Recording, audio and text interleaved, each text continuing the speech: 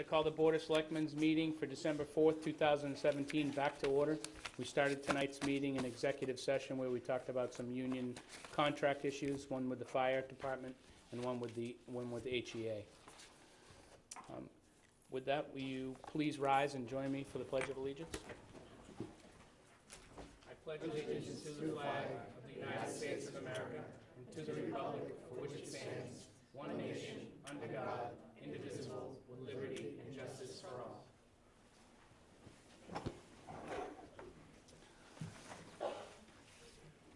As required by open meeting law, we are informing you that we will be video, audio taping, as well as live broadcasting this public meeting. In addition, anyone in the audience wishing to video or audio tape must notify the chairman now. Hearing no one. Anyone for a weekly briefing? Public comment and announcement.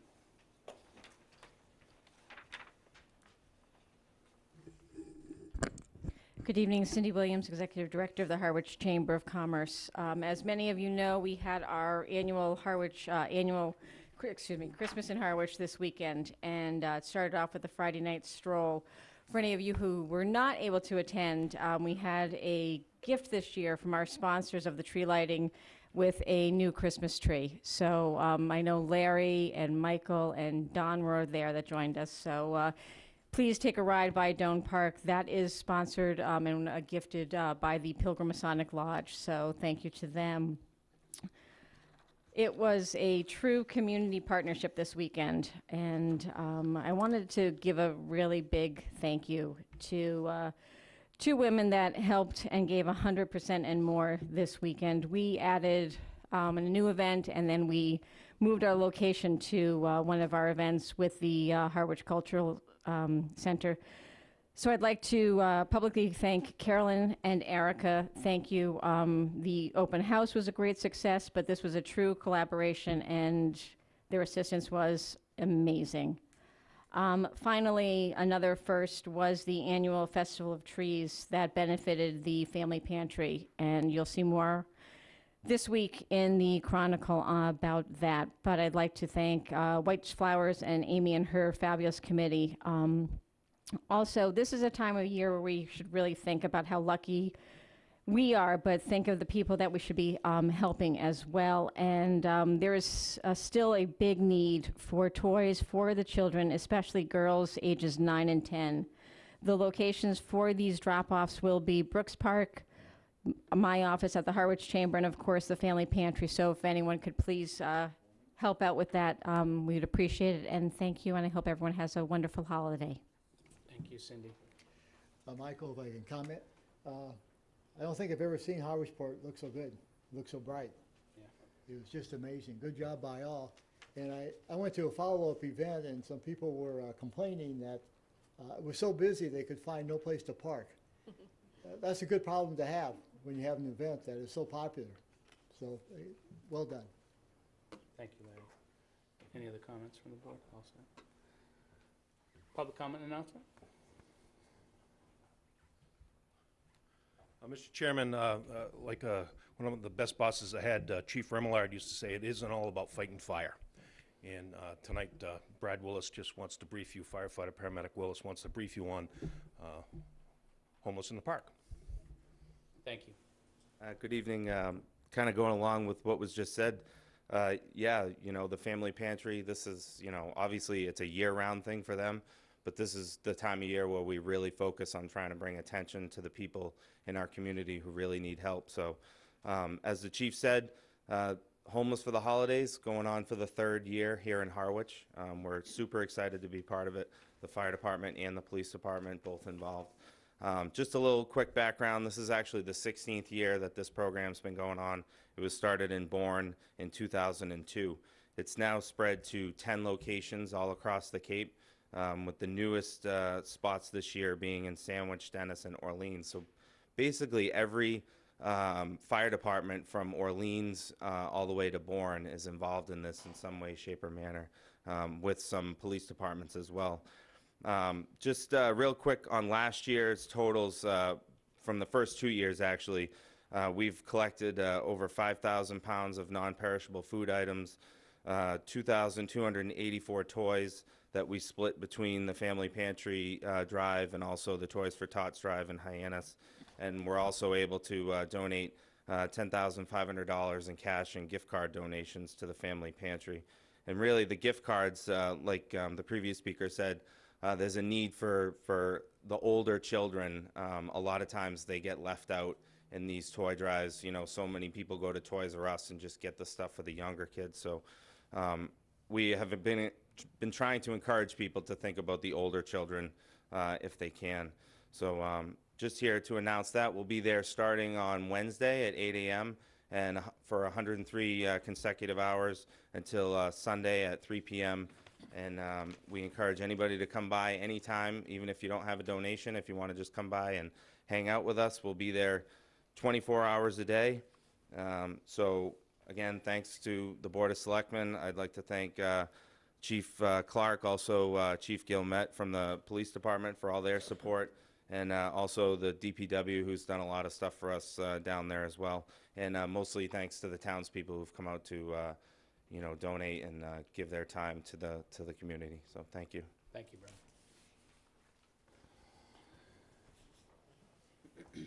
Anyone else for public comment and announcement?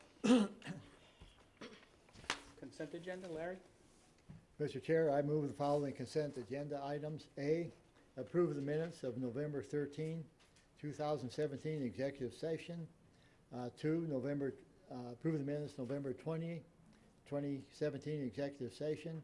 B, vote to refer the proposed extension of retail sales of marijuana bylaw to the planning board for a public hearing. And C, vote to approve the waiver of municipal fees for Eastward companies relative to the Saugatucket Marina project. Second. Moved and seconded to approve the consent agenda, A through C. Any discussion? All in favor? Aye. Aye. Thank you.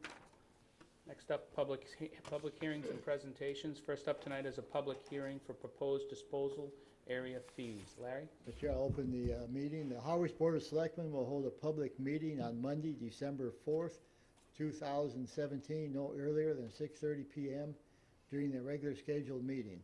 This hearing will be held in the Don B. Griffin Room located at Town Hall, 732 Main Street, Harwich, for the purpose of reviewing the proposed increase to the C&D tip rate that was voted in effect on July 1st, 2017. All the members of the public having an interest in this topic are cordially invited to attend the public hearing and provide information and testimony relevant to these proposals. Signed by the Harwich Board of Selectmen. Okay, the public hearing is open. Link, do you want to give us a quick overview? Thank you, Mr. Chair, members of the board. Wayne Cooper, DPW Director. On October 16th, I was before you seeking your consideration in raising our C&D rate by $5 per ton from 140 to 145 for 3 reasons. One was to match market conditions. 2 was to offset an increase we just received notice of that evening by $5. And 3rd was to maximize our revenue. At that meeting, there appeared to be, may qualify as broad support for raising that fee, and the board asked for me to come back for a hearing, which leads us tonight. Also during that meeting, I informed the board why we had missed a target, and that was that the town of Yarmouth had given their DPW director the autonomy to move their fee, to raise their fee within certain parameters. They did that after I made my recommendation to the board, which was why we missed that. Usually we stay lock, stock, and barrel. There's only a few outlets for C&D, construction demolition material, at an economical rate on town. That's town of Yarmouth, us, and 2 local contractors. And we all are priced right about the same. When our price is lower, we have more volume. We have had dramatic increase in our volume, and I think because we've had a favorable price and we give a very efficient, cost-effective service to the contractors. With that, I wrote you a memo seeking to have latitude to adjust that fee in consultation with the town administrator by $15 a ton or plus or minus 10%. And we would do so based solely on market conditions or if we experience another increase that was unforeseen. I'd be happy to answer any questions you may have. Thanks, Lee. Anyone in the public wish to comment on the proposed increase? Open it up to the board. Don? No questions. Janelle? I have no questions either. Julie? No, I'm very happy with the proposal. Larry? None. I have no problem with the $5. I do think that this board should retain its authority on fee increases, and I'm not, personally, I wouldn't vote to support giving a range for the DPW to change the rates. I think that the Board of Selectmen is the fee-setting agent, and the part of that fee setting is allowing for public hearings and allowing for the public to comment, and I don't see why we would give that right away or take it away from the public. Don? If I might ask, Mr. Chair, if we do this, then do you see any downside if we allow him to have a rate that maxes at a certain point? And if he really meant the plus or minus part about this, that they could reduce it below that, but we cap it at the 145? Are you If we asking? wanted to for competitive reasons, My be sense, able to lower it. Don, is we meet once a week. Okay. If he wants to raise or lower it, he comes back and we raise or lower it. And then we offer this to the public so the public can come to the meeting. And that's just my own thought. Well, then I'd be willing to make a motion that we increase the C&D rate by $5 to $145 per ton as per the recommendation of the DPW director. Second. Okay, it's been moved and seconded to raise the disposal rates, or C&D, by $5. Any discussion? No. All in favor? Aye. Aye. Thank you. Next up, under public hearings and presentations, we have annual meetings with the selectmen, and the first up tonight is the planning board.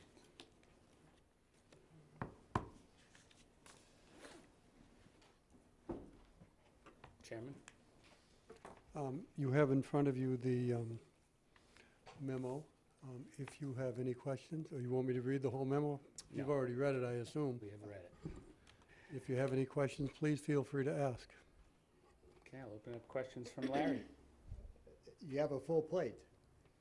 And I remain, as we discussed, I think, a meeting a while ago, one of your dot points is a local comprehensive plan update, which is a favorite topic of mine. I'm glad you're going forward with it, because we have a lot of issues with, affecting affordable housing environment, that I think this is a perfect forum for public debate on how we see ourselves in the future. So It is, good and luck with that. It's going to be challenging to move forward now that we're moving into an era with a new planner. Julie? Really just to, similar concerns in terms of our accessory bylaw apartment issue that I hope we can make progress on. So I too am happy to see that we're looking at the comprehensive plan. Also, the Port Village District that is sprouting out of the, change in Harwich Port with the, bringing forward the other property to Main Street? Yes. Jim? Which the, Maybe I can sort of explain that a little bit better. The change that's being proposed in Harwich Port is really to make the village overlay district, which has existed for a long time, the underlying zoning as opposed to an optional zoning. okay. So it's really to sort of formalize that process and not make any major changes in it. Okay, thank you. You're welcome. Thank you for the report. Janelle?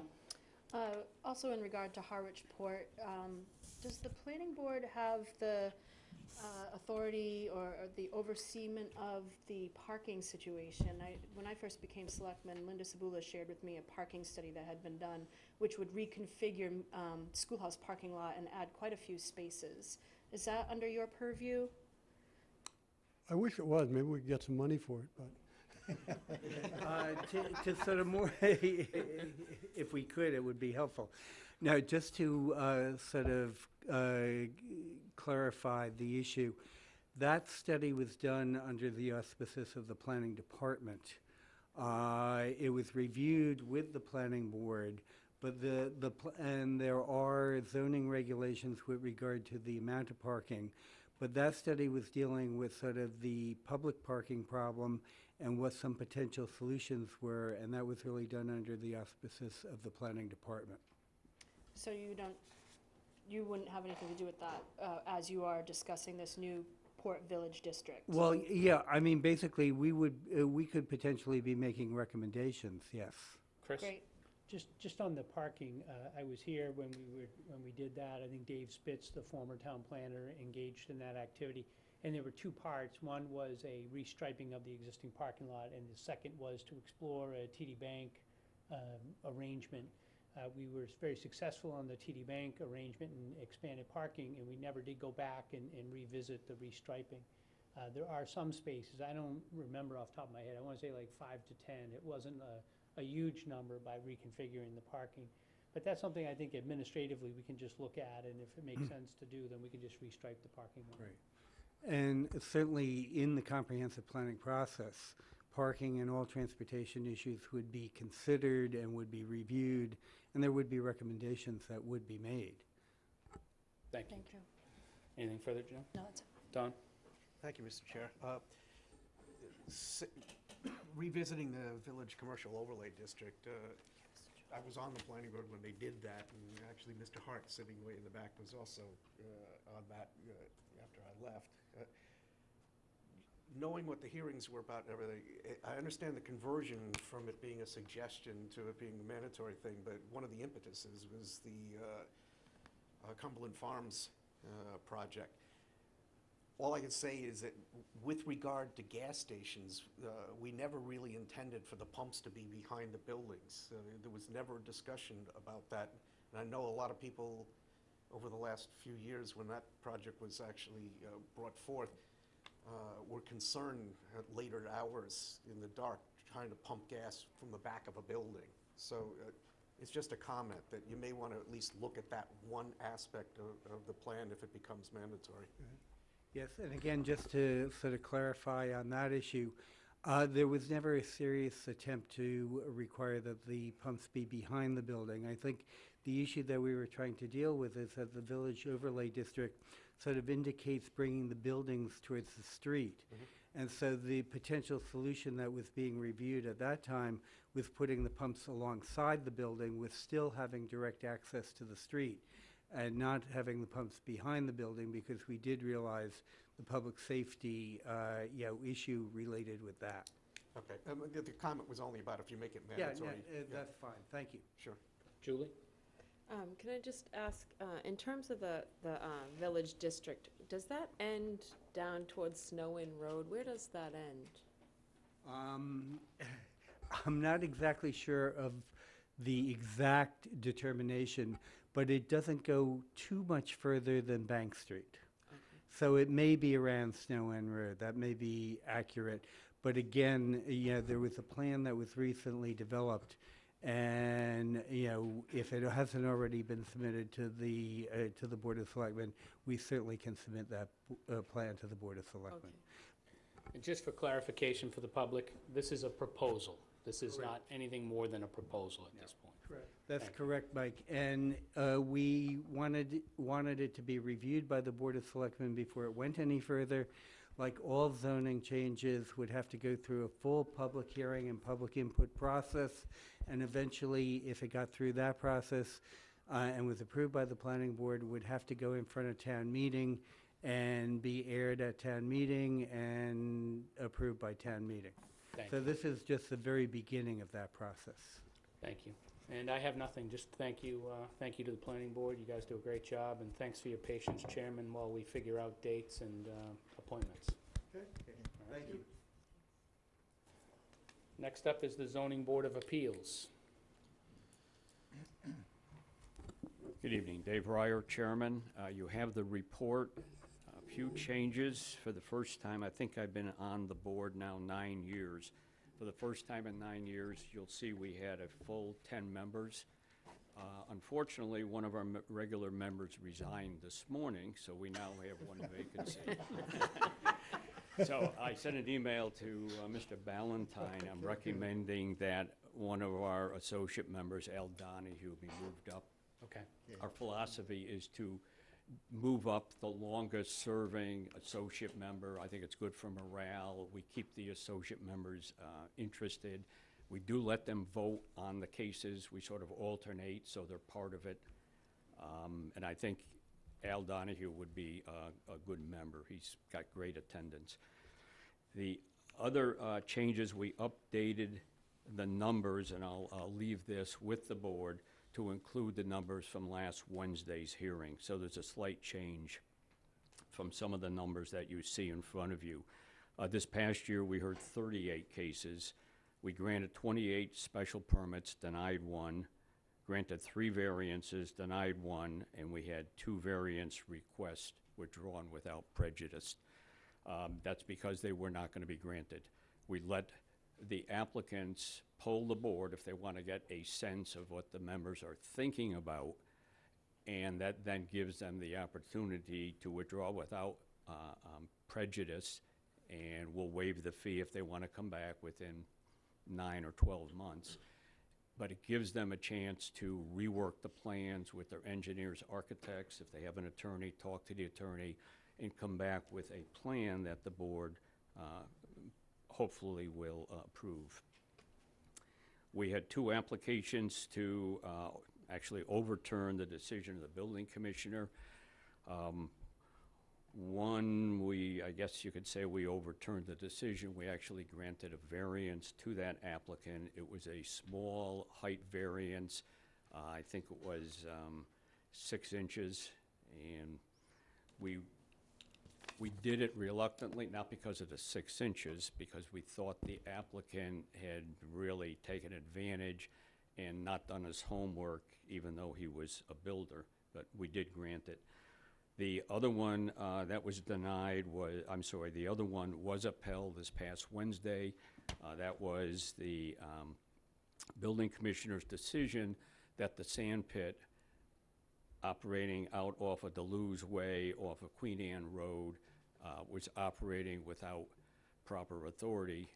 The board upheld the building commissioner's finding, and the cease and desist order remains against further operations of that sand pit. That might be appealed to Superior Court. We don't know yet. We'll have to wait and see.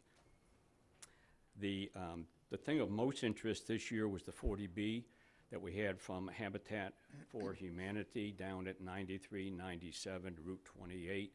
The board is familiar with that. Habitat came before you. It was how to describe it? I don't want to say contentious. The neighbors were not very happy, but the neighbors generally are not happy with 40Bs. Not so much because of any particular project. They don't like the law. And if I said it once, I said it 20 times. Your complaints have to be directed not to the Board of Appeals, but to the state legislature. We have to act within the parameters of 40B, like it or not. That is the law of the state. It was a close vote. It was a 3-2 vote, but it was approved. A lot of discussion. I think we ended up considering the continuations. I think we had it on the agenda for 7 or 8 meetings. Okay, our member who resigned, John Burke, I would just like to commend him to the board. He was on 5+ years, did a great job, regular attendance. He is a practicing zoning lawyer, so he really gave us tremendous input on our decisions. He's going into semi-retirement, and he just needed to cut back some of his obligations to do that. He had sent me, in his recommendation to our town clerk, Anita Doucette, he thanked the town for the service, and I just want to commend him to the board because he did an outstanding job for 5+ years. And if there are any questions, I'll attempt to answer them. Thank you, Dave. Don, I'll start with you. Thank you, Mr. Chair. Not so much just about your board, Dave, but the regulatory boards in general get involved with probably the biggest investment anybody makes in their entire life, which is the house, one way or another. And I've had a concern for a number of years. It used to be standard operating practice that all the regulatory boards had a budget for getting training. And I would hope over a 3-year arc that you can avail yourself, you know, in every one of the regulatory environments, because laws change. There are things that you can do, there are things you can't do, there are things that you have discretion over. And especially the newer members, I think it's really important, rather than just be culturally imbued by the board, to be able to go out and get some formal training in the laws that they're administering.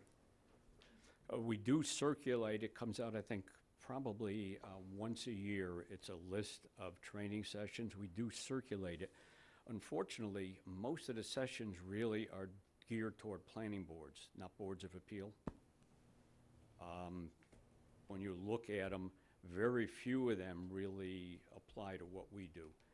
We deal, you know, not in the really the planning process with subdivisions that will come up once in a while, but mostly we deal in variances and special permits.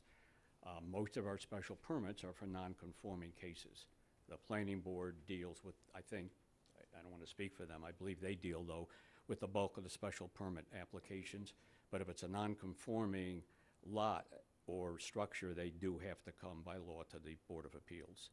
So we do encourage our folks to do it, but frankly, most of the training sessions really haven't been geared to what we do for a couple of years now.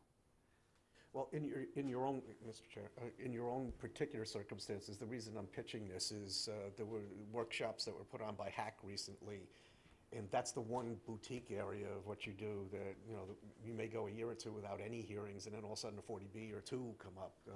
And between the turnover of a board and the unique things that go on within that application, you know, for a comprehensive permit, I'd just like to urge that people who come on to the regulatory process get some sort of exposure to the legal aspects of it. Okay, I appreciate that.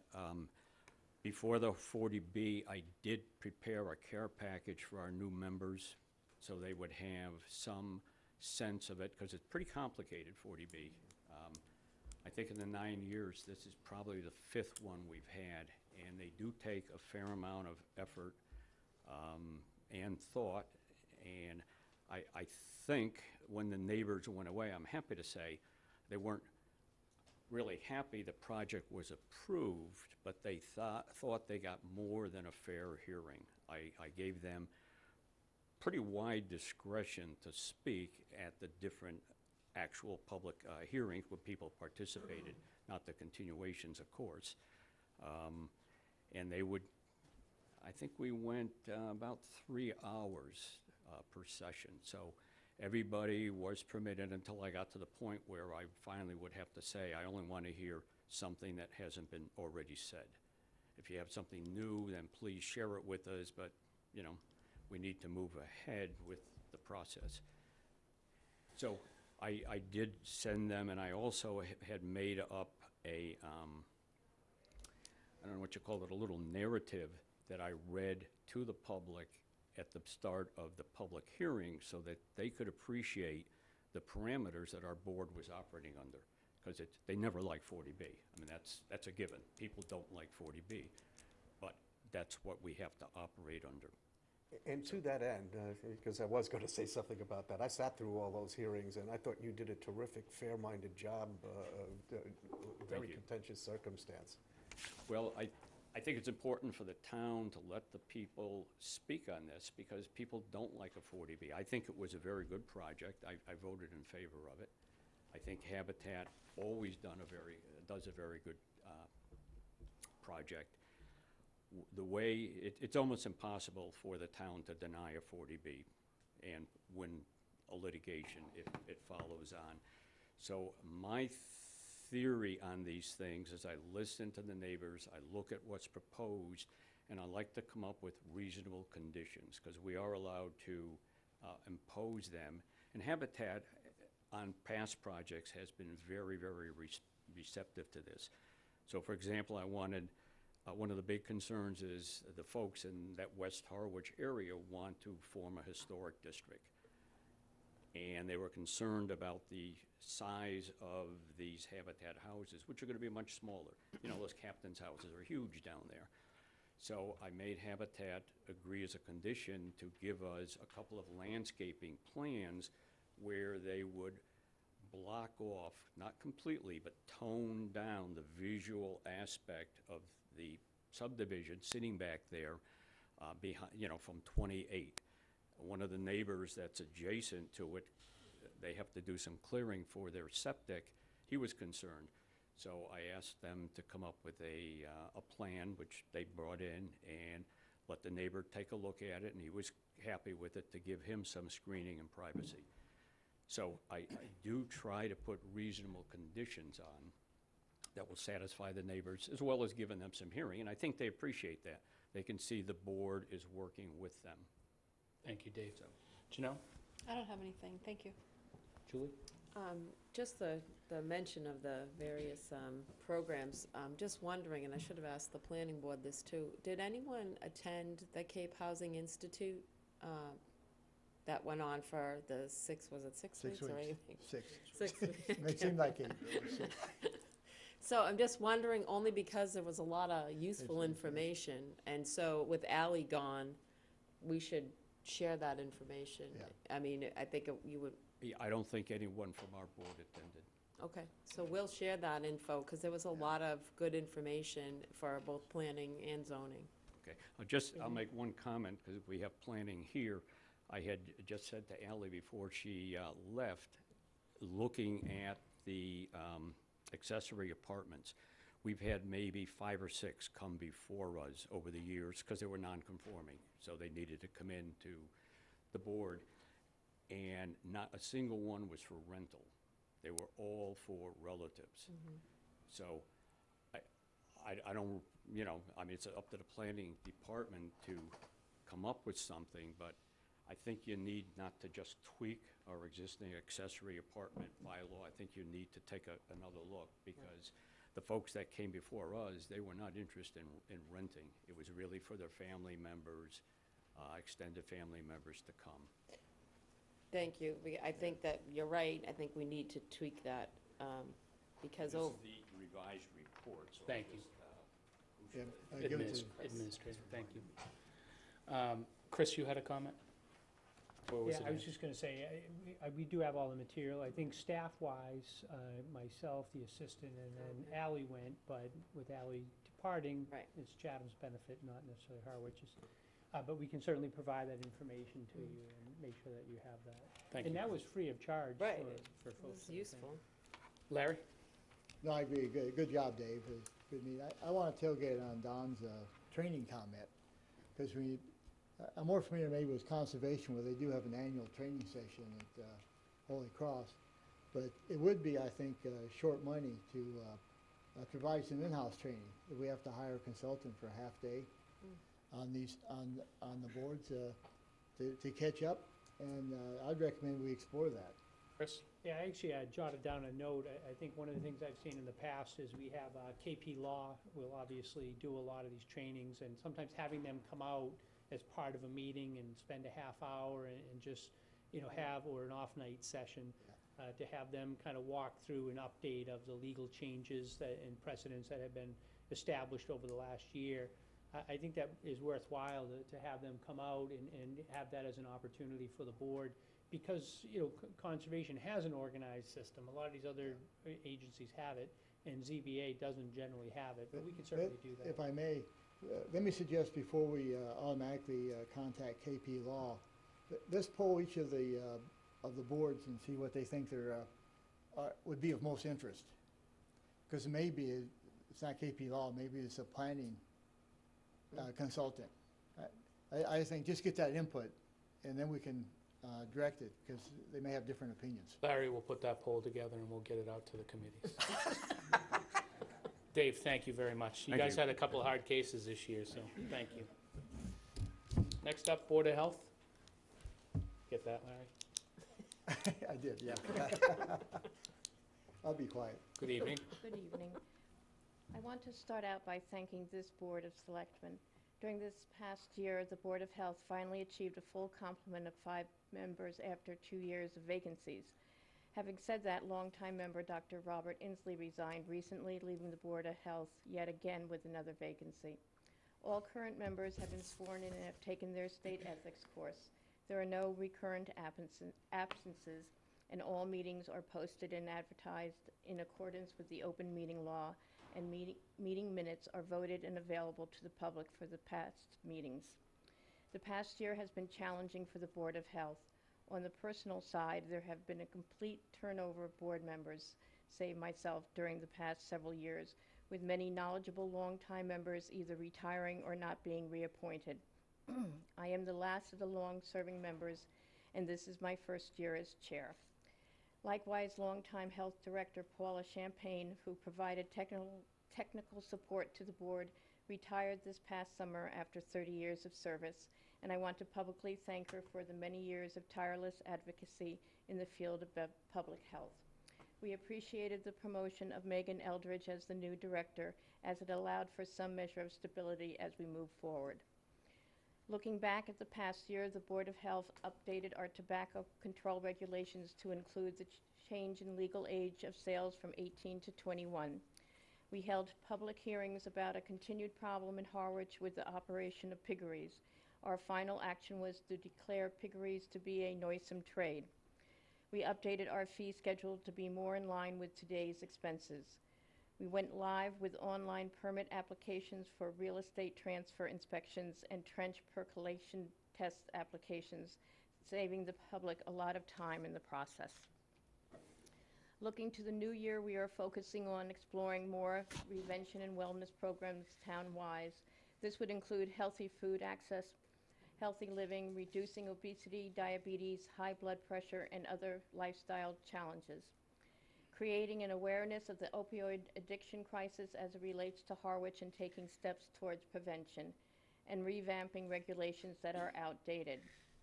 Additionally, pool, housing, food, and camp regulations will be revised at the State Department of Public Health level in 2018, so we will be focusing on education and standardization. In closing, I want to recognize the other board members, Frank Boyle, our vice chair, Cynthia Taft-Bayerl, and our newest member, Matthew Cushing, MD, who you just recently appointed. In closing, I would like to take this opportunity to publicly thank Dr. Inslee for the dedication as a member and ultimately chair of the board. He will be missed. I would also like to use this public moment to help the Board of Selectmen recruit a new member to fill the vacancy caused by Dr. Inslee's departure.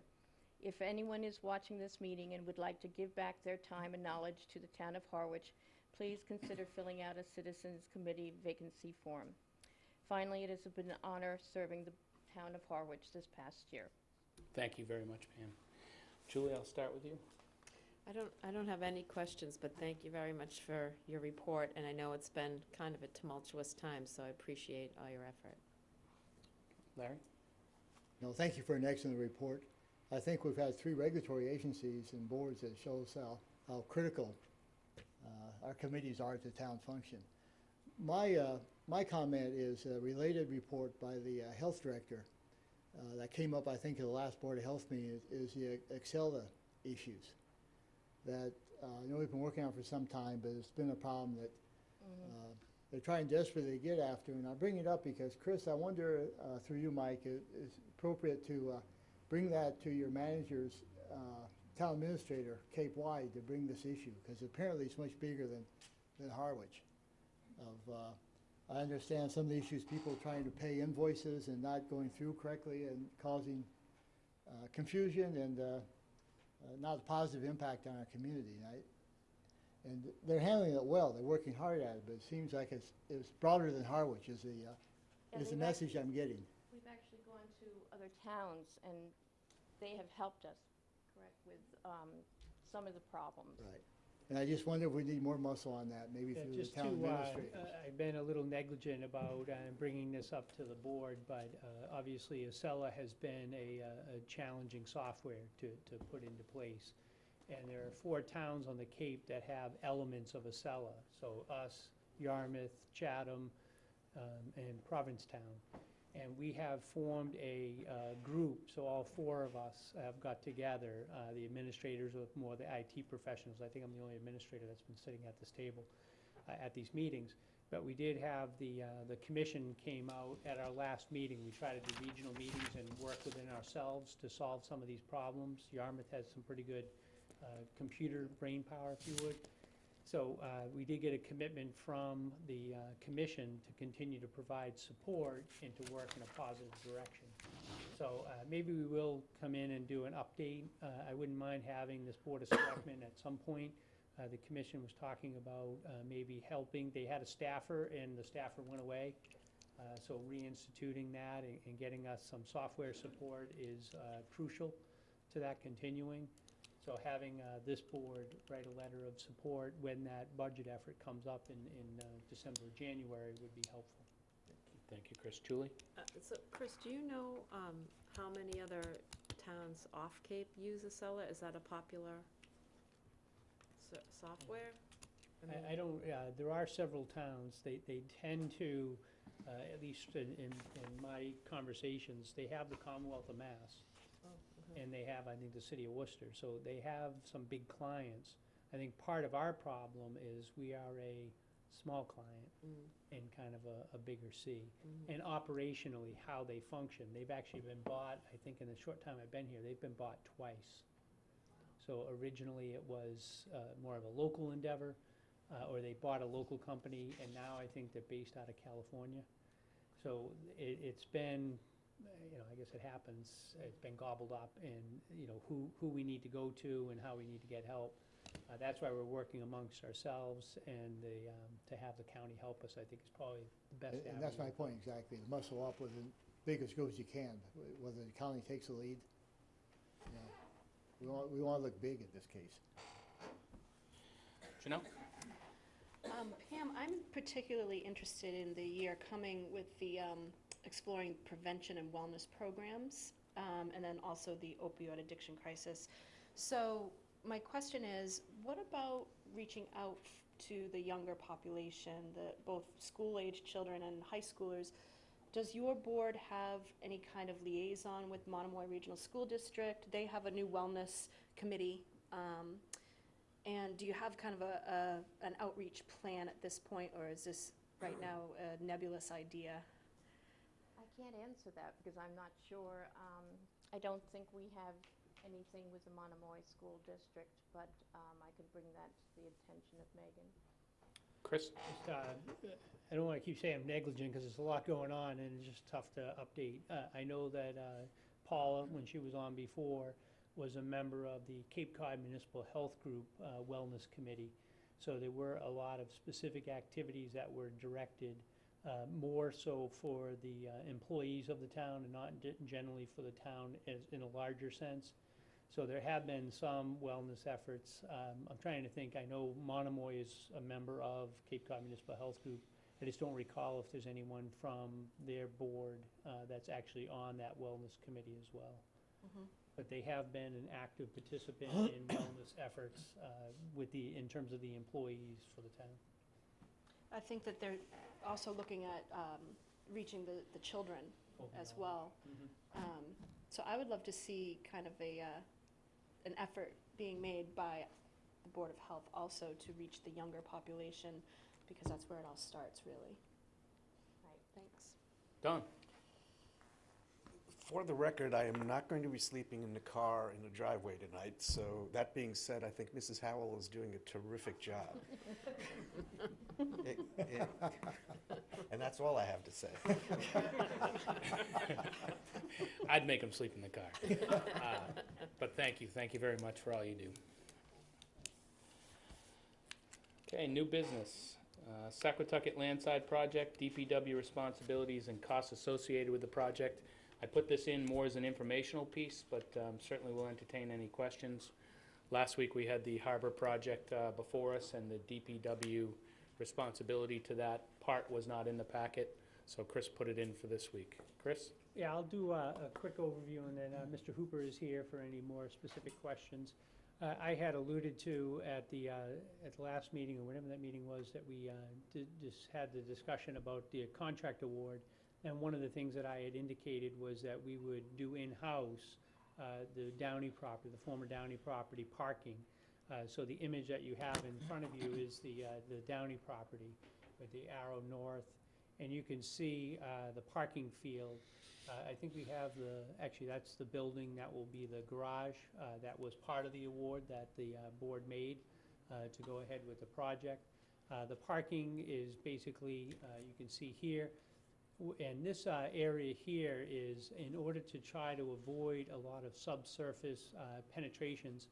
What we decided to do is put in what's called pervious, not impervious, but pervious pavement.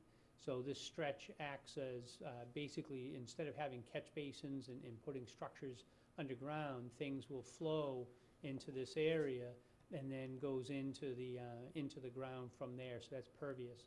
On this line, which is a little bit harder to see, is the 100-foot resource area, and then the 50-foot resource area, which I think the 50-foot is right here. So we stay outside of the conservation. So this did go to conservation, has been approved. Really, the only concern that we had was didn't have sufficient funds, so we did take it out of the project. We were intending upon doing it separately anyway. In this circumstance, we would have Mr. Hooper do it on behalf of DPW, and he had indicated that the budget estimate to do it would be $94,000, $95,000. So I guess at this point, it would be my recommendation that if we are able to secure a grant or one of those other items comes in relative to this project, that be awarded by the Board of Selectmen if we get one of the grants, and that would give us sufficient funds to do this project and to have it done in-house. Thank you, Chris. Thank you. Don, questions? No. Janelle? Not right now. Larry? I have one question, and that is, the 93, does that include the links labor cost in that as well? No, it does not. I think to be consistent with my other past discussions, it'd be good to include those costs, and then you can asterisk and say, you know, they're covered by normal departmental costs. But so we have a full costing of the work project.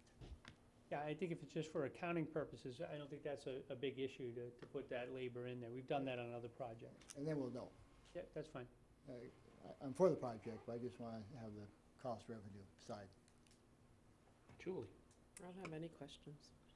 Okay, does this, Chris, cover the handicapped spot that we talked about from the artisan shacks?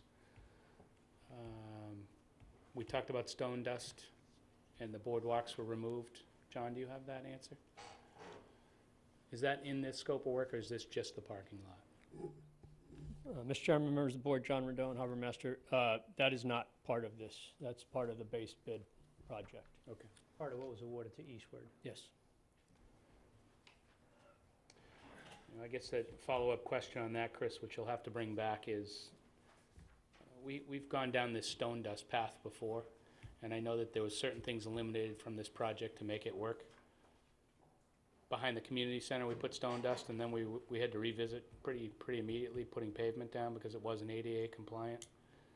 So, you know, I think to be fair to the public, and the reason that this is put into the agenda is we're missing several pieces of this. And now with the addition of Links 95,000, without the labor costs, we only have a $17,000 contingency for this project, and now we're about to embark on a stone dust that's going to lead into pavement. So I think in fairness, we should have all of the costs for the public. Link? Mr. Chairman, the stone dust is not part of that $94,000. I do know that. John just said that. Thank you. Thanks, Link. John just said that. So I would request that we get that information so that we can have a complete packet on this. Anything else from the board? John? If I can, sir, I just Sure. want to make sure stone dust is ADA compliant. So you made the statement it's not ADA. It doesn't comply with ADA, but it does indeed. So I guess I'd like to look into that, because what did we have to go through behind the community center where we put stone dust down and we had to replace it? Just on that, Mr. Chairman, there was a administration decision that was made, i.e. myself, back when I started, that there were issues more about maintenance of the stone dust. And DPW had put in a request to me that it would be easier to maintain, to have pavement. So we did do pavement as a result of more of a request and a discussion with DPW for longer-term maintenance. But it was, both of them, to my knowledge, are accessible for ADA purposes. It was a decision made operationally to switch that to blacktop to make the maintenance costs less over the long term. Thank you, Chris. Matt? Matt Hart, Disability Committee, now called Access Committee, and the Waterways. Per your request, I contacted MAUD, which is the Massachusetts Office on Disability, and I also contacted ADA in Washington. The bluestone or the granite dust is allowed, and as Chris is saying, the tricky part, it has to be put in by a professional because the base under it has to have drainage. Thank you. Anything further on this? All set? Next up is the award of the contract for the installation of the new septic system at Saquatucket Harbor. Who do you want to do this, Chris? I guess I'll do it so no one else is jumping up. Go ahead. And as part of the project that we had, Eastward did the board awarded that. We do have money allocated within the budget. Again, the only thing that was taken out was the parking. But what we do need to do is to have the septic system installed for the new harbor master's office. And it's not just for the harbor master's office. He has basically bathroom facilities that are designed for the general public, so as they're going to and from the ferry. So it's not just one bathroom for him. So it's basically the bathroom for his office, the bathroom for the general public, and then the restroom facilities related to the garage, because it's such a small operation, will be piped over through a E1 system. So we did go out, we did have bids for that. The town engineer has been in contact with CNC, the contractor that was the low bid, and they are amenable to keeping that price and to do the award of the contractor, which is in the package. Thank you, Chris. Larry? None. Julie? No questions. Janelle? This septic system does not take into account the future restaurant, correct? Yes, thank you so much for, I just realized as I finished that, I probably should have said that.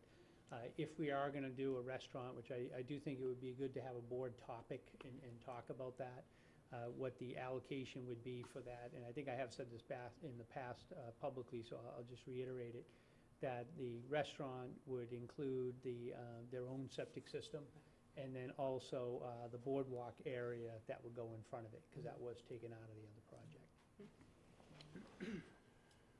Great. John, if you wouldn't mind, I know the architect's not here. We talked about it briefly last week. When we originally talked about this, the septic system for your building was going to be a separate system and a raised system because of where it sat. And then there was an option to pipe from your building, the maintenance building, to the main system. What was the decision for making it so that we're going to pipe and trench across the Downey property versus having that raised system? Was it cost? The decision really was that tight tanks aren't allowed, Okay. according to the health director. So, Chris, you want to add? Yeah, I'm happy to help in terms of that, because we have had discussions. The issue is, this is the garage. You can see the wetlands, and this is actually piped underground, so the wetlands get even closer. When you're talking about doing it, it would have to be a raised system in this area, and the tight tanks are not allowed. So the decision was made to put in the grinder pump and pump it over. When I say grinder pump, we're talking about an inch and a half pipe. So it's not, any kind of thing of significance, because there's really only one or two people in that building at any one time. So it's a very, very small system, but just the wetlands in close proximity on this side kind of made it more practical to pipe it over. And the tight tank not being allowed, is that a town not being able to allow, or is that something the state? that was the information that we got from our health director when we were doing the planning. Paula indicated if you have another option, tight tank's not an option. Okay, thank you. You're welcome. Now, Chris, the line item on this is to award the contract Yes. which I have no problem with. The contract itself, I have a problem with. So I would like to do this, you know, maybe with the boards giving me permission to sign after you do it. The contract that you put forward was a 30B contract. Yeah, that's not, we did, I know you have some assistance in looking at these, and I went back to reread that, and it clearly says, this is a chapter 149, a vertical construction. The contract does say 149. We did follow up with that source, Mr. Chairman, and the only thing that that source really indicated back to us is that we should have probably attached the bid document itself to it. So as we part had of the that, right contract, we just didn't have the bid documents attached. so as part of that conversation, the email chain on that conversation, Chris, so the piece of it that strikes me is the no liquidated damages. This is a time-sensitive project. Why wouldn't we put liquidated damages in there? And there's several other things. So I'm not comfortable signing the contract that's before me.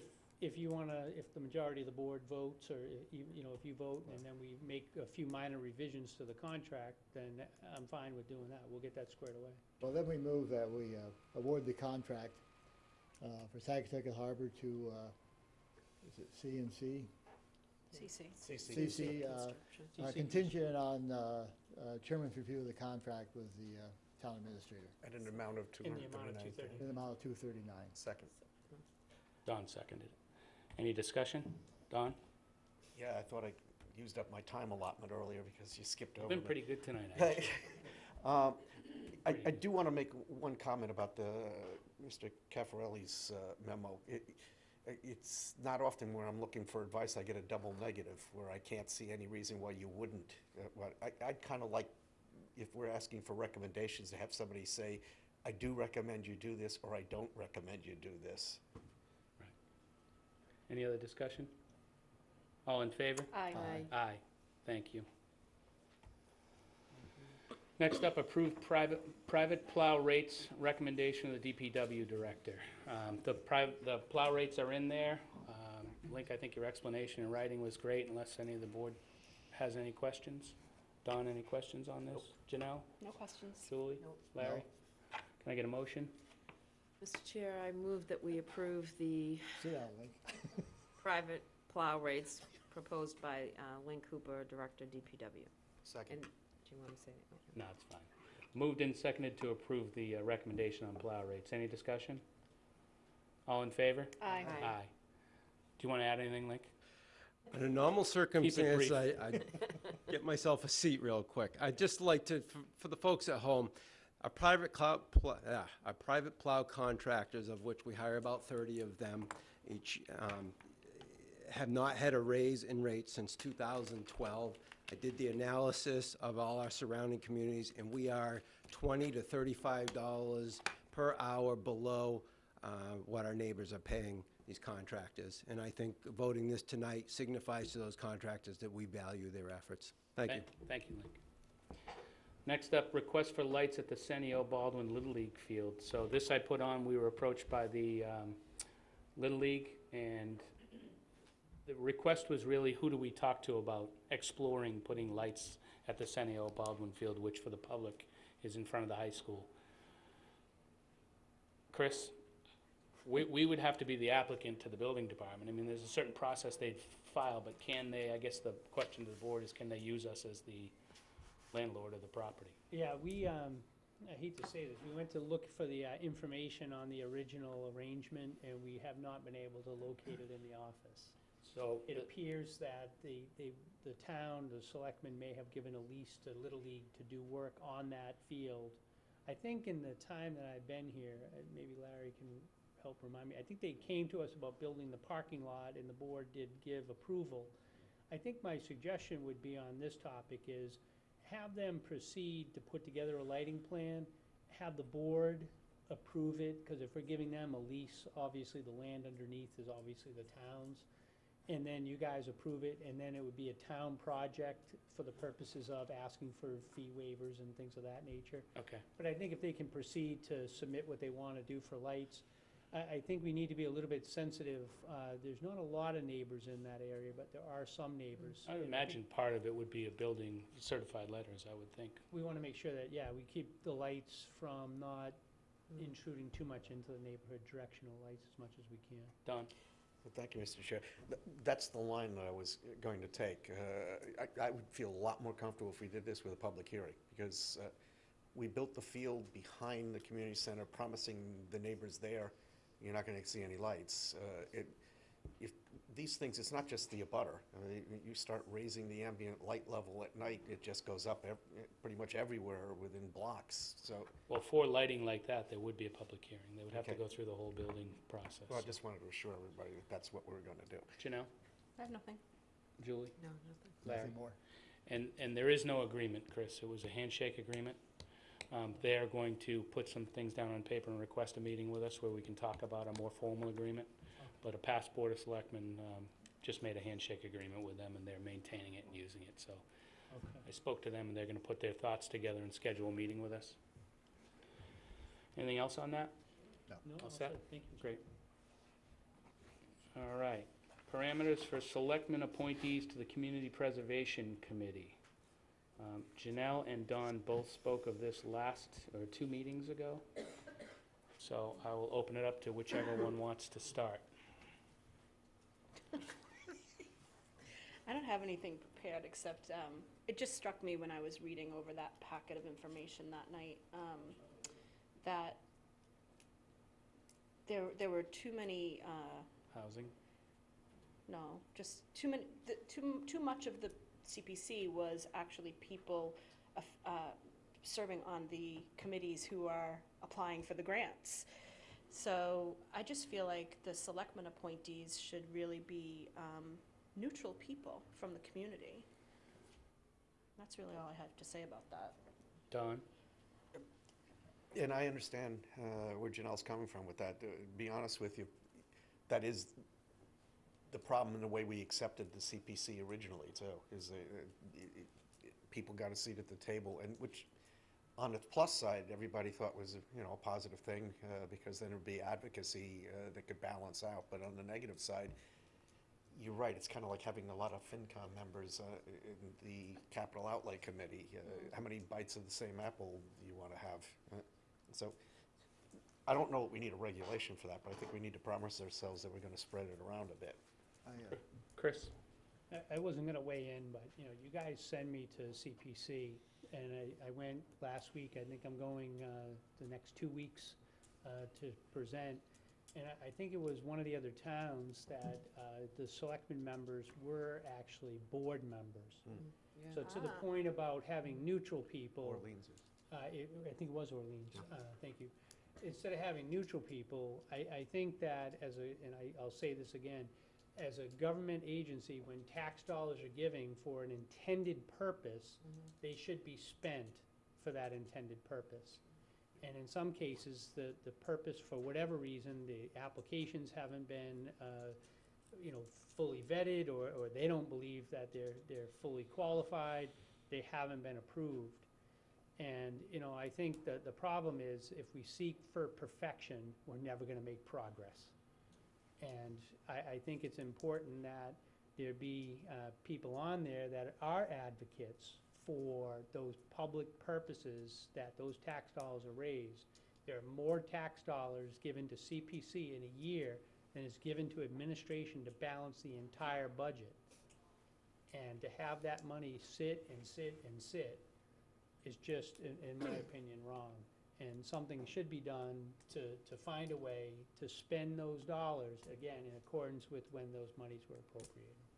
Thank you, Chris. Larry? I don't think I have anything more to that, Okay. more to add. Julie? I think that, if we have members, at first I felt what you're saying, Janelle, but I like that idea too, because I think ultimately if a member of the board is on there, or more than one, we've got all the various committees and all the information coming to us weekly. So who would be better informed than one of us? In the sense that if we just have members representing us, they're not at all our meetings. So I think having a member on the CPC, as you say, there's a lot of money there and should be spent appropriately, so. Don? I agree with all of this. The only thing I'm going to point out is it's a little late to do anything, not only for this year, but for next year, because the charter currently prohibits the Board of Selectmen from appointing any of its members to a committee that it has appointment authority over. So something would have to be changed in the charter that says, notwithstanding the provisions below, for paragraph whatever, for the CPC to include. But I know Orleans does do that, and that's one of the ways to, I've said this before, it literally is house money because it's coming as a surcharge off of property taxes, and I'd like to make sure that somebody who is elected to do so is somewhere around that process. So I'd like to recommend that the interview subcommittee, Don and Janelle, put together a plan for us and bring it back so we can vote on it. Can I recommend that Larry do that? Nope. Is that the consensus? Don again? It is, Don again. I would just point out that we should not give up on the educational process going forward. Right, agreed. And keep pushing the issues that we think are important. And, you know, as I remember, you know, most of the CPC appointees are actually dictated by the CPC itself, you know, the committees that go into that. We have 2 liaisons that we can make a choice on, but that would still put pressure on us to sell the other committee members. But we should keep the action going. Do we want to put a time limit on Don, or do we want to give him a little time? It has to Right, be end in of the week. January. Okay. Has to be, because, I like that. yeah, there's too much going on this month. Okay. Thank you, Jamal. Thank you. You're welcome. All right, next one up is the community center rental fees for those charging a fee for services. Janelle? Mr. Chair, I'm going to recuse myself for this discussion as I have a family member who rents space over there. Thank you. We'll call you back in when we're done. So this item's been talked about for the past, I don't know, 1.5 to 2 years, I believe, with me anyway. It was brought up last week, or 2 weeks ago, when we had a meeting. We had a general discussion over this, and 1 or 2 citizens stood up and made comment to it. Janelle actually originally asked me to put this on the agenda, and she called state ethics and found that she should recuse herself, so she recused herself. There's a tremendous amount of information in our packet. So I'm going to open the conversation to the board, but I think, you know, to start it, the conversation started because we were trying to find ways to keep the community center open on Sundays and potentially soft holidays, so that the kids would have more time in the community center. So that's where it began, and I think one of the ideas was the rates and fees that are being charged, potentially raising some of those fees to offset and to gain another employee or more volunteers, whatever, to keep it open on Sundays. So thank Carolyn and Eric for all the information you gave us for the packet. I do see quite a few holes because apparently Council on Aging also books the gym and has exercise classes. I didn't see any of that information sent to us. Carolyn, I'm going to call on you shortly just to kind of give us a little bit more on who's using it. In speaking to Chris today, Chris and I went over this today, and Chris, I know, has spoken to the department heads and talked about making it a budget item. So we'll get to Chris in a minute on that. But again, there's a tremendous amount of information in there. So Chris, do you want to give any overview, and then I'll get into specifics? Yeah, I think based upon our conversation, Mr. Chairman, you know, I think we do our best efforts to try to provide services to a broad base in the community. I think that when we want to provide services to the community that are general in nature, open gym for an instance, that, you know, if the town needs to understand some of that's going to be subsidized, or if we do take an action, then there will be costs associated. What I did ask the 2 departments to do, we did have a meeting, and to the effort of what the board, I think, is looking at. And I think I use this as an example that when I first started, the library wanted to be open on Mondays. They weren't open on Mondays. And we had kind of a deliberate process in which the library came back with a plan for what the cost would be and what the staffing would be. So I have asked the 2 departments to put together, I think maybe it's going to go into the community center budget, that it will have a Sunday opening. And in terms of the Sunday opening, that would be, we'd have it staffed by community center and DPW for custodian support, and then the rec programs would have a rec element to it. So we will pursue doing that and find out what the anticipated costs are. The second component is, I think the soft holidays idea, at least for a trial basis, I would consider, we did come up with 6 hours as being a reasonable amount of time to maybe explore being open on those holidays for 6 hours. I get a little bit nervous when we talk about important holidays and who determines what's important. So in my mind, I think that if we're trying to have a service to the public, that we should probably look at President's Day, that's during February school vacation week, and to look at Patriots' Day, that's during school vacation week, that we give consideration to experimenting and opening that. I am a little bit concerned, and I think it makes sense to experiment, and the reason why I say this is that if it's going to cost $300, $400 a day to have that open for that 6 hours, and we get 2 people, is that something we want to continue? If we get 30 people or 60 people, then we run into some issues of kind of supervision.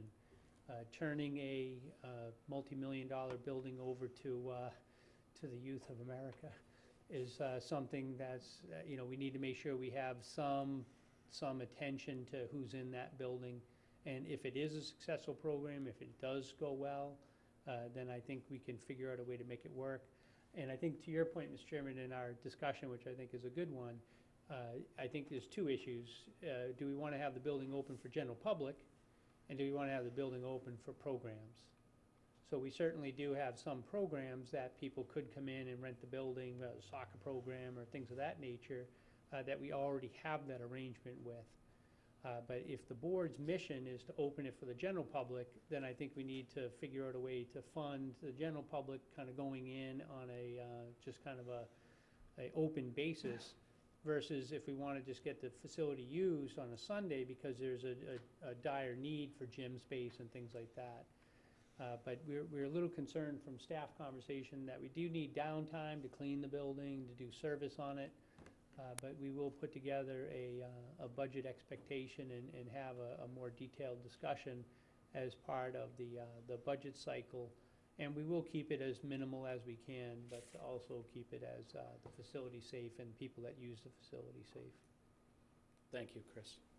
Larry? Comments?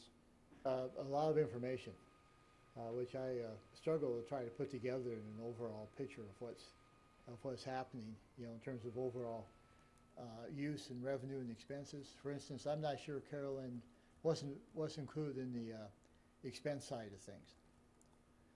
And I also wasn't sure from this, maybe have this information of the programs that we have.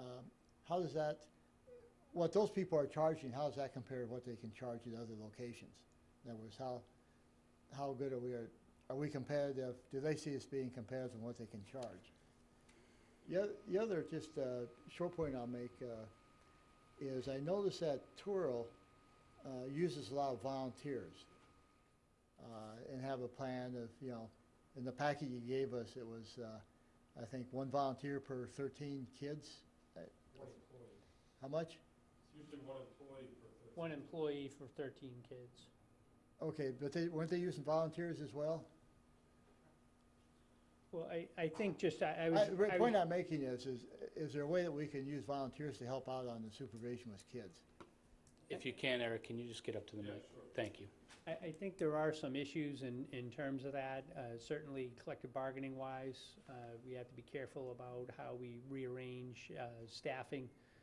The way Churro does it, from what I read, and actually I do have Charlene in the office that worked there and actually had some oversight. They're only open Monday through Friday. I think it was from 9 to 4. So they're only open during the day, during the week. On the weekend, they have a fob system. Now, we have looked at fob systems. You just approved a fob system down the street here at the police department, $150,000. So not necessarily an inexpensive proposition. But they have people sign the fob out. A fob is an electronic door opener. So to have people go in and then they have to sign up to get that, and the facility is only open for specific use. That's why I was kind of getting at, having it general use is one thing, anyone walking in off the street, and having a private use. Private use is probably going to be a little easier to accomplish. Yeah, I'm looking at this as a way as we could use volunteers to supplement our staff to make it more usable. Eric? Yeah, we've always, we use volunteers, but we're very hesitant to use them in a supervisory position over children.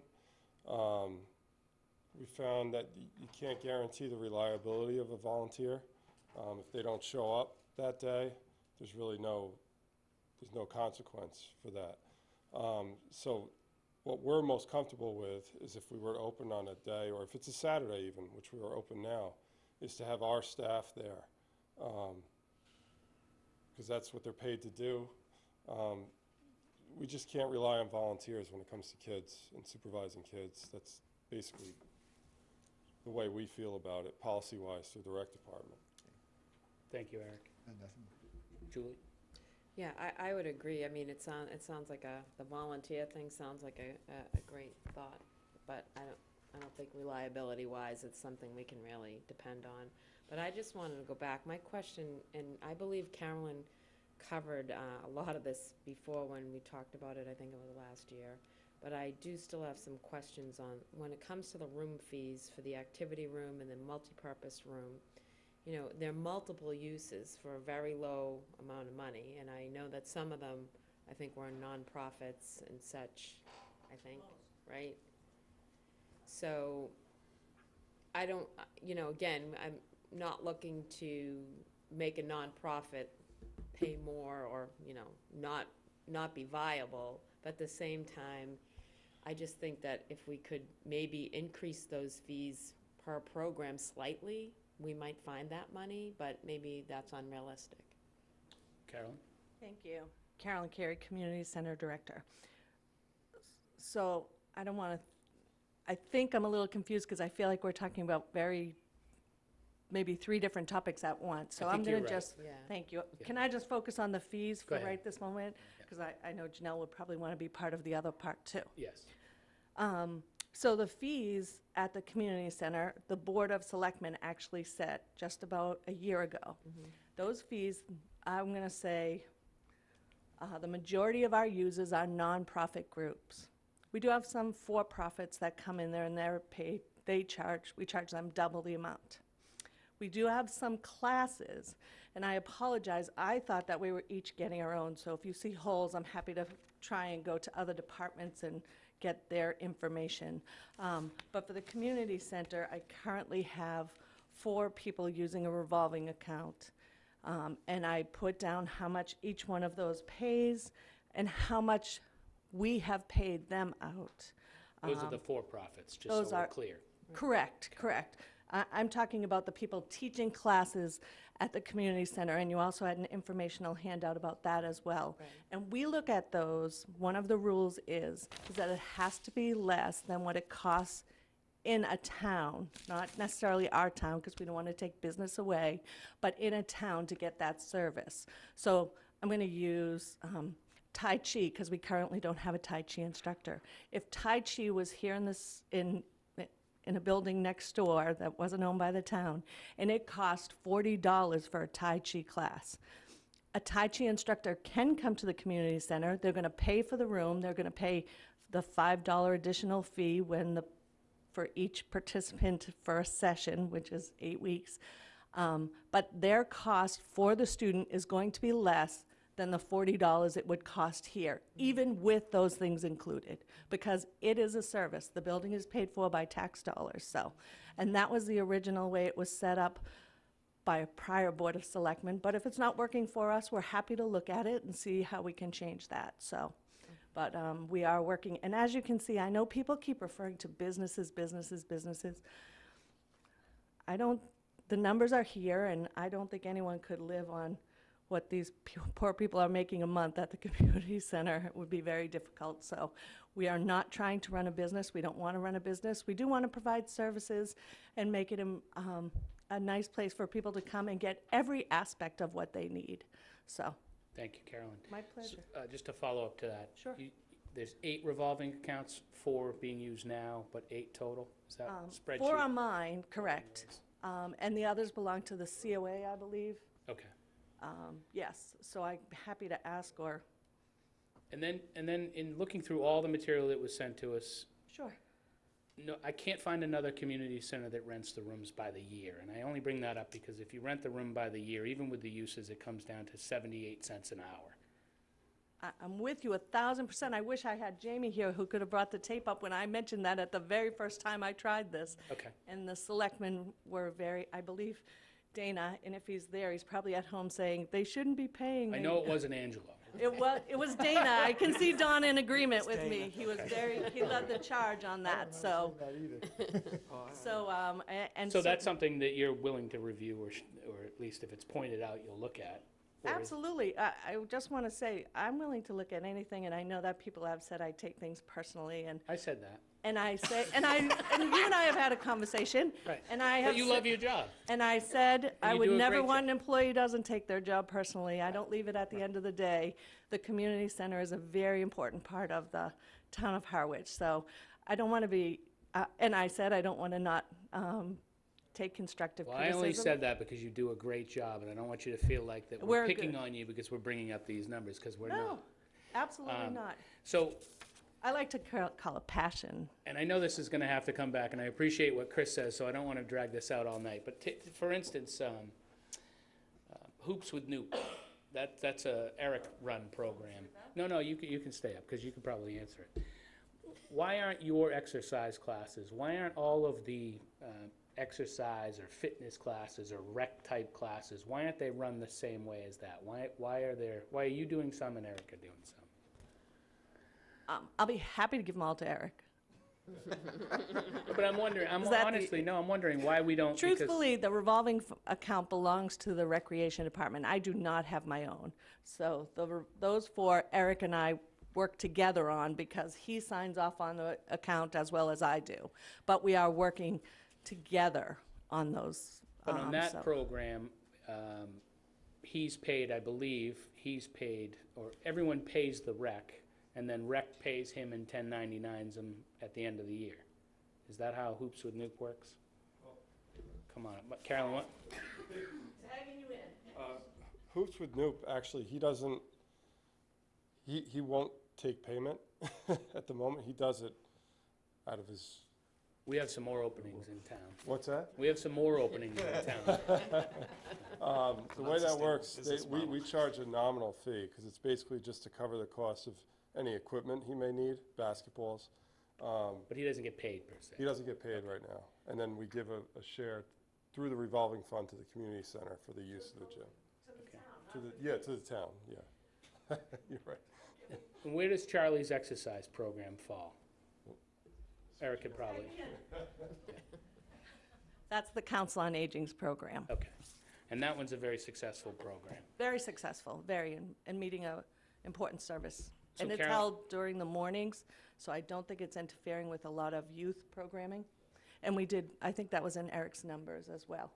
So Carolyn, how do you come up with your room rates? Is it based on the costs and the $3.14 a square foot cost? That's Is that how you come up with your rates? It is, and then when we get information from the board who says, no, lower, that's where it comes from. It goes through the facilities committee. We also hold open meetings, just like anyone else, about fees and what we're charging, and we did do that prior to you setting those, not you specifically, but last year, so. Okay. Follow up, Julie? So what about the other programs, like the soccer or the archery? How does that all work? You guys could both sit at this table up front here if you want. It's like its own exercise class. I know, it is like an exercise class. The archery, for example, same kind of thing as the Hoops with Noop. Okay. He does take payment, so we set the fee based on what we're gonna have to pay him, any equipment, and they pay us, they register with us, and then he invoices us, we pay him, and we still give a portion of that to the town general fund. Okay. For the use of the gym, if it is the gym. Sometimes it's the fields, too. So it'd be maybe the fields with soccer unless it was indoor? Yeah, Okay. yep, exactly. Okay. Yep. Can I ask? Go ahead. Sorry. Wait, yeah. So going back to the other thought we had when we originally were talking about trying to keep this open, and again, I'm just saying maybe it's an idea because we were talking about kind of geared to the kids, although I think it would be nice for it to be open to everybody. But if we were trying to see what would be available to kids over vacation and such, maybe it is something that comes back to trying to do something where it's like, what kind of interest is there in doing this? Do we say, okay, well, there's 20 kids, maybe there's 50 kids, but it's like $10 for 4 days or 5 days, whatever way you want to say it, so that we could be raising the money that way to pay for this. To your point, Dawn, not everything is free, and as you said when we were discussing this a few weeks ago, which is true. I mean, now we're trying to provide a service, and we're extending the hours, and we're trying to offer another service, and for a minimal amount of money, the same way that these activity rooms and such are offered for the benefit of the town at a minimal cost. So if we're looking to extend those kind of programs to kids, and it doesn't even have to be programs, open gym or something like that, and we're talking like getting the word out to the schools to say for $10, your kid can come to the community center all week long for whatever hours they're open. I mean, then we could create the fund right there, probably get the bulk of the money. And I do think it's a great, service that we could provide, but I think that people are willing to pay a minimal amount to have their kids have some sort of activity over the course of vacations and holidays. Eric?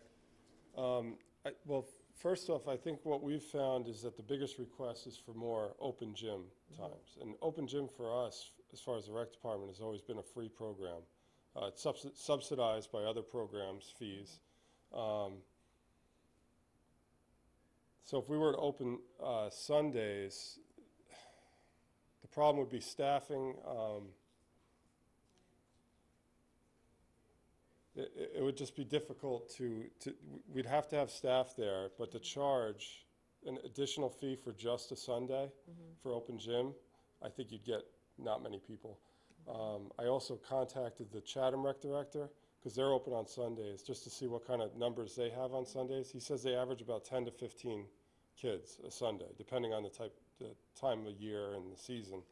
So it's about whether it'll be worth the money we put into it. Okay. Thank you. Chris, go ahead. I was just going to say, in the budget proposal that will be submitted, we will try to minimize the taxpayer impact where we can. So we will do minimal staffing, but there will be some subsidy. And then the program staffing, I mean, to be honest, that's probably the easier of the two to get to, because we probably can just adjust the fees a little bit and cover some of that money. But I think it'd probably be better to have them be able to vet out the full program, and then as part of the budget deliberations, the board can decide how you want to pursue that. Okay. Don? Thank you, Mr. Chair. For the record here, I mean, this doesn't fall on Carolyn's shoulders. We opened up a building without a business plan, and that dovetails with the Dana DaCosta comment earlier, is that he had this firm belief, well, we paid for the building. And I was like, well, that's great, but we didn't pay to operate the building, and we haven't figured out a model for that. Now, I'm going to move over to a different discussion I think Janelle would like the board to have. I taught driver's ed for a lot of years, and met with a lot of kids. First of all, they're not going to plan out a month from now whether they want to drop in. I mean, so this is not programmatic. It's more, and I've spent most of the meeting just looking at Rocky Clark in front of me, and Rocky used to be involved with an open gym in the elementary school. And it was a drop-in kind of thing. Kids don't plan on that kind of long basis.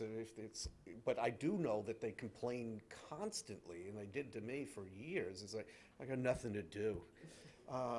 And in their view, and so I can represent how they're thinking about this, they see through the years a middle school that got rebuilt out of a high school where we're putting a gym in it. So the community's going to be able to use the gym. Every building that has a gym, everybody always says, and if you approve it, it's for the community. And then the sad part is, it's not open when holidays, when kids are around. Their view of this is, from my window in my homeroom class, I look across the street, and there's seniors using that, but I'm here in school, so I can't use it then. Then they have a vacation.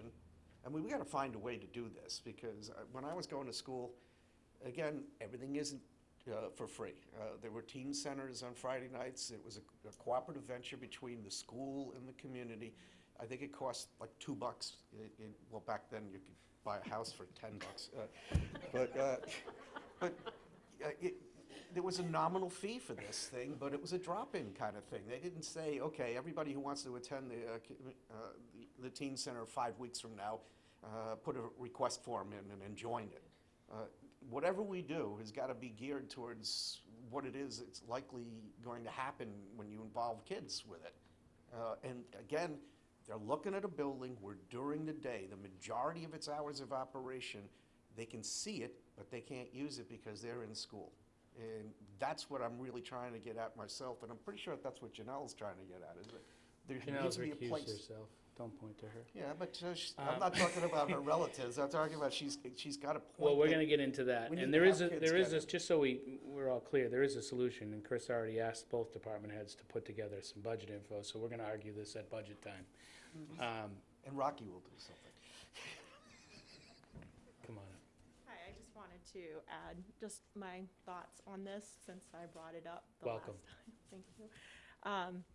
Just in doing a little research, the Chatham Community Center, because my kids go to karate there, they charge $150 a month.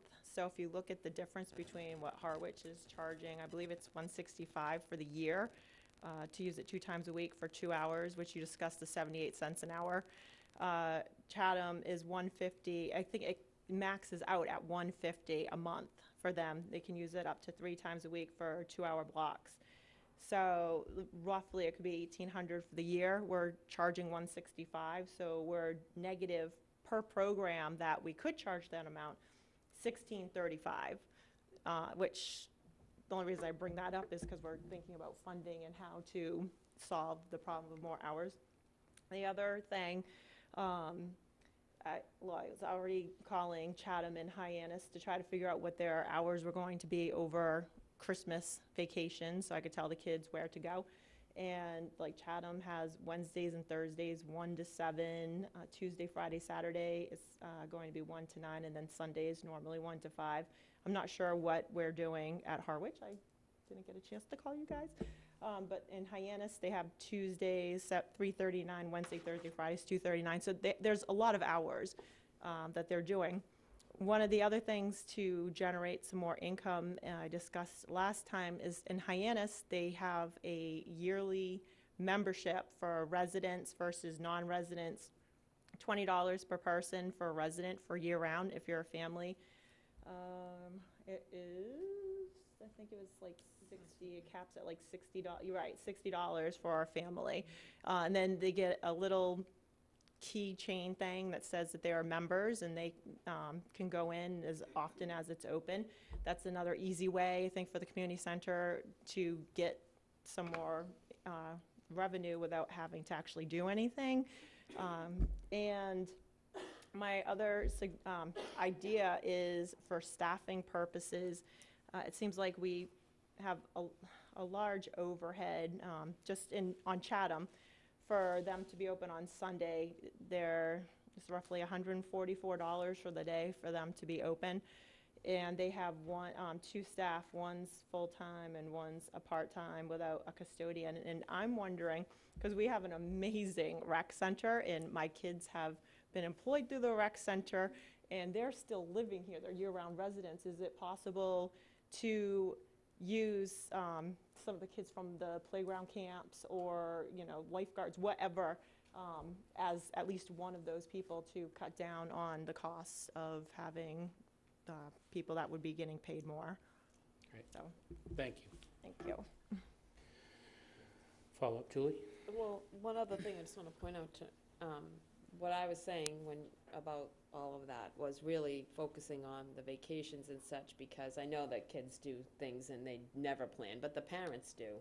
And that's kind of the point, is that a lot of the parents feel like kids don't have a place to go and something to do. And I think that, we're trying to address this, and I agree with you. I think we can do this, and I think we need to figure it out. But ultimately, my only point in all that about holidays and such is that even though the kids don't plan, the parents, the adults, we need to plan so that they have options. If we don't plan, then they don't have any options. So I think we really need to make it a priority. Don, anything further? She's right. I love that. Carolyn, my only take really out of some of the information that I didn't get is looking at the hourly rates, looking at the room rates. If we could, I mean, we're obviously going to adjust fees again if we did it a year ago soon. Can we look at those rates and make sure that it's a reasonable rate? If you look at, you mentioned I can't remember which class you mentioned, but you mentioned one of the classes, and making sure that it was more affordable than something else that they could buy in town, which I think kind of contradicts what we should be doing as a town. I think having the services and being a community is excellent, but we're also welcoming businesses to the community, and what we don't want to do, or what I don't want to do, is compete against them directly either. So offering services that they can't get in town makes a lot of sense to me. Having fair priced things make a lot of sense to me. But if you look at your splits on income, especially if they're smart, they're renting the room for a year, it's at least 75% them, 25% the town. And based on your projections on costs, I know Angelo argued it many, many times. Drove me a little crazy, but there's a lot of other costs, obviously. I think the DPW department handles the maintenance and the janitors, so I'm not sure that that's built in. Maybe it is. But the indirects, and at least give some consideration to that. Can I just ask for one point of clarification? I'm happy to look at anything you're asking me to. Can you just clarify, do you want me to look at just for the people teaching classes, or do you want me to look at the little knitting group that's in there too that now pays the $165? I think I want to look at something that's more than 78 cents an hour, but I still want to be reasonable to the little knitting group. Obviously, if you're making your living out of our community center, which they're not making their living, if they're subsidizing their living out of our community center and renting a room, I think for-profits should definitely be more than not-for-profit. Sure. Thank you. Anything else from the board? Thank you. So next up, cultural center uses and fee structures. We'll wait for Janelle to get back on this. A lot of exercise happening tonight. Yeah, there is. Welcome back. Thank you. Cultural center uses and fee structures. Janelle, I'm going to start It's me this with again? you. Yes. Okay, so my computer went off for some reason. What do you want? In today's extra material, I provided the charge that we gave to administration in the creation of the cultural center. Technically, we didn't ask him to create a cultural center. We asked him to look at lease agreements, right? License agreements, not lease. And I've brought this up at other meetings. I think it's important. There has been such a great interest in our cultural center, and it's booming, even to the point where a nonprofit group called Friends of Harwich Cultural Center is in the works. I think it's important that we start to set parameters for use. That building is zoned for nonprofit, for educational, and for municipal use. But we don't have any definitions of what percentage of the building should be used for what aspect of its use. And I think it's important that we start to talk about this because of the success in just a mere 6-8 months of this place. So I've asked to put this on so that we can begin that discussion and start to set also some definitions of what's cultural and just going forward. So I really just wanted to open it up for discussion. Thank you. Larry? I think it's a good discussion because there is a lot of interest, and we do need to look what the uses are. We've kind of approached this, I think, I can look at this from two directions. One is we're trying to do it in a minimal way and provide a service to everyone. The other thing that kind of intrigues me is what would happen if we were to move it more towards a maximum use and say, look at the auditorium as a way that would be a good performing arts auditorium. Would that help generate enough interest in Harwich and revenue, quite frankly, even though it's nonprofit, to help pay for the other activities? And so I kind of speaking out of both sides of my mouth is I'm cheap in one sense. In the other sense, maybe a decision to make some investment in the property. Maybe much more of a cooking lab. Maybe that in fact moves it across center. So I think I mentioned a few months ago that oftentimes when you have an older building, it goes through a series of stages where ours comes in, then it goes to something more profitable, if you will. Well, we can become ours more profitable, but in a non-profit way, because everyone that makes money, whether they claim it or not, basically. And so I would like to explore those discussions as well. Kind of a visionary discussion, and then we get into more of the details, Janelle, about what the definitions are. So are you saying, Larry, for instance, with the auditorium, that the town actually runs it rather than renting it out to entities to put on performances, that maybe the town actually is the controlling body and sells the tickets and whatnot? You've probably gone beyond what I've given the thought to, but I think either way it works. You could have someone take it over and rent it out, or the town could do it. My main thing is that we've gone into it, and I've been proponent of this, is trying not to spend any money. But when I'm doing about that, I say, well, maybe that's not the approach. Maybe the approach is to spend some money and make it a star attraction, because there aren't that many good performing, for instance, aren't that many, and move in another direction, or at least part of it another direction. Julie? And following that, I guess my only question is, I think some of our discussion before, and so maybe this gets us out of this, but is about the length of time and, right? And how we were gonna go about that, and whether the license agreements couldn't be longer than a year? They can be. It can be, but we were doing a year at the time, so. Yeah, just to that point, I happen to have a meeting today with folks from Harwich Junior Theater, and when the board decided that they were only going to do 2 years, no one's going to make a capital investment or do a long-term putting anything in when you say to them, well, now down to a year and a half.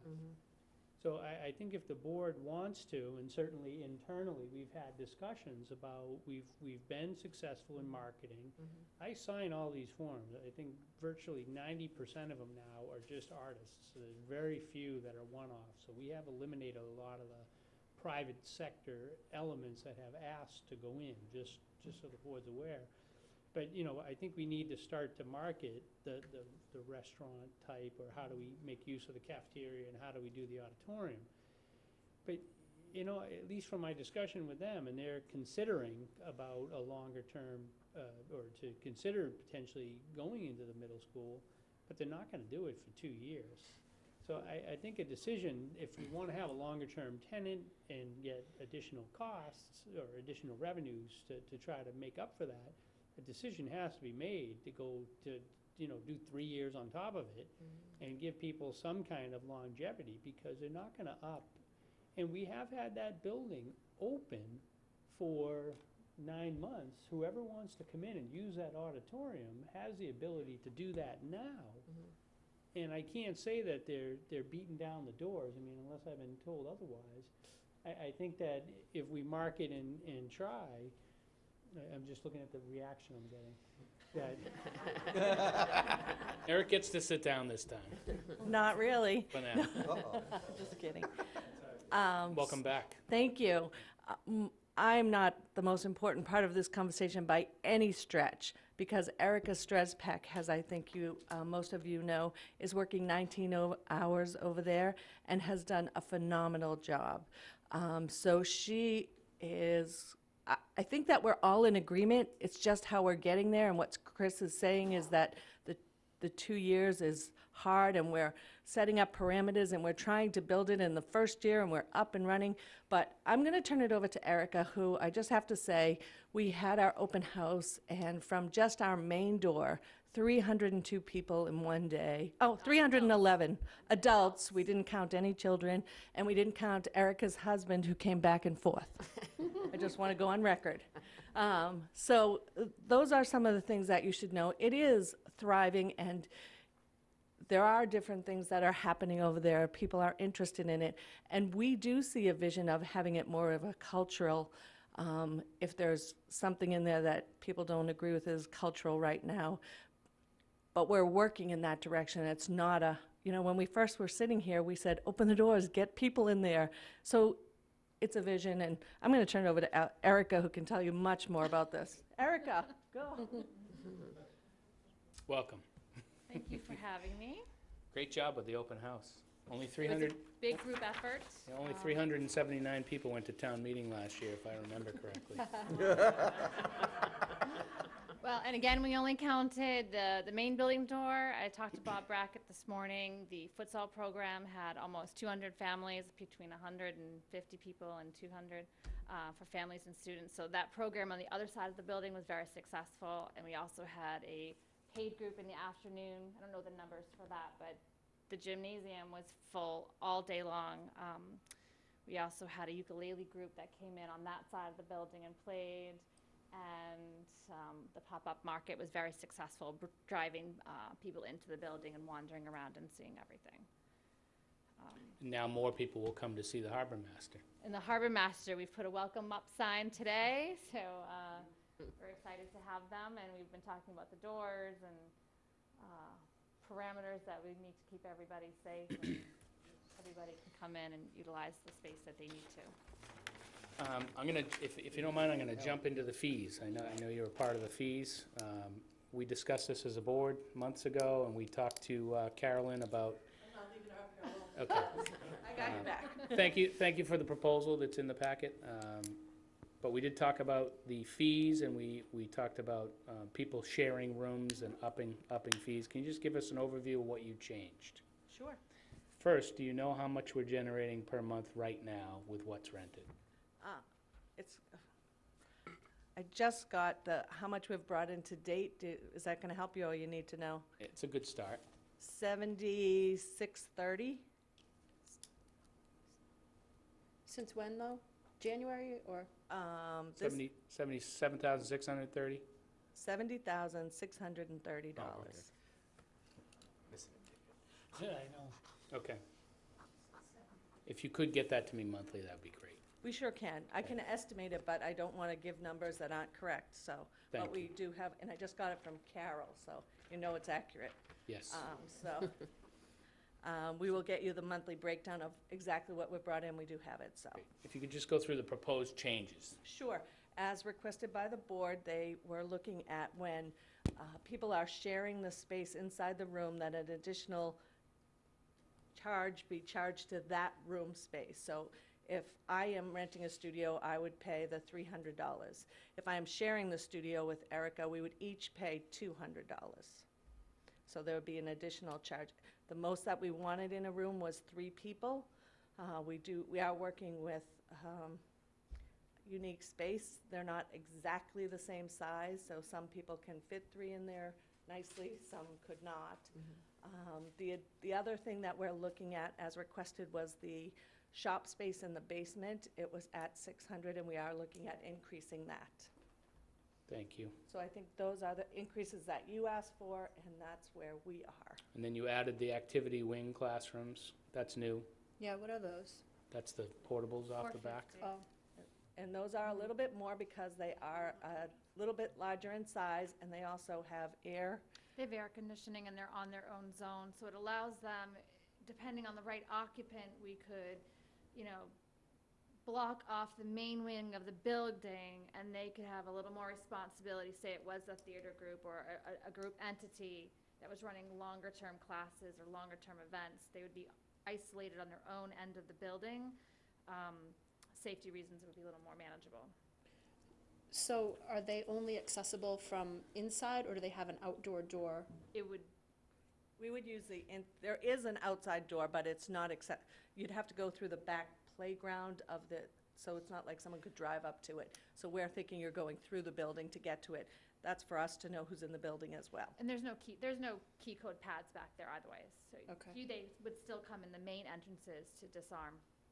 And nobody has rented those yet? Not yet. Correct. We did think that somebody would go in there, but in doing our due diligence, we want to make sure it's the right fit.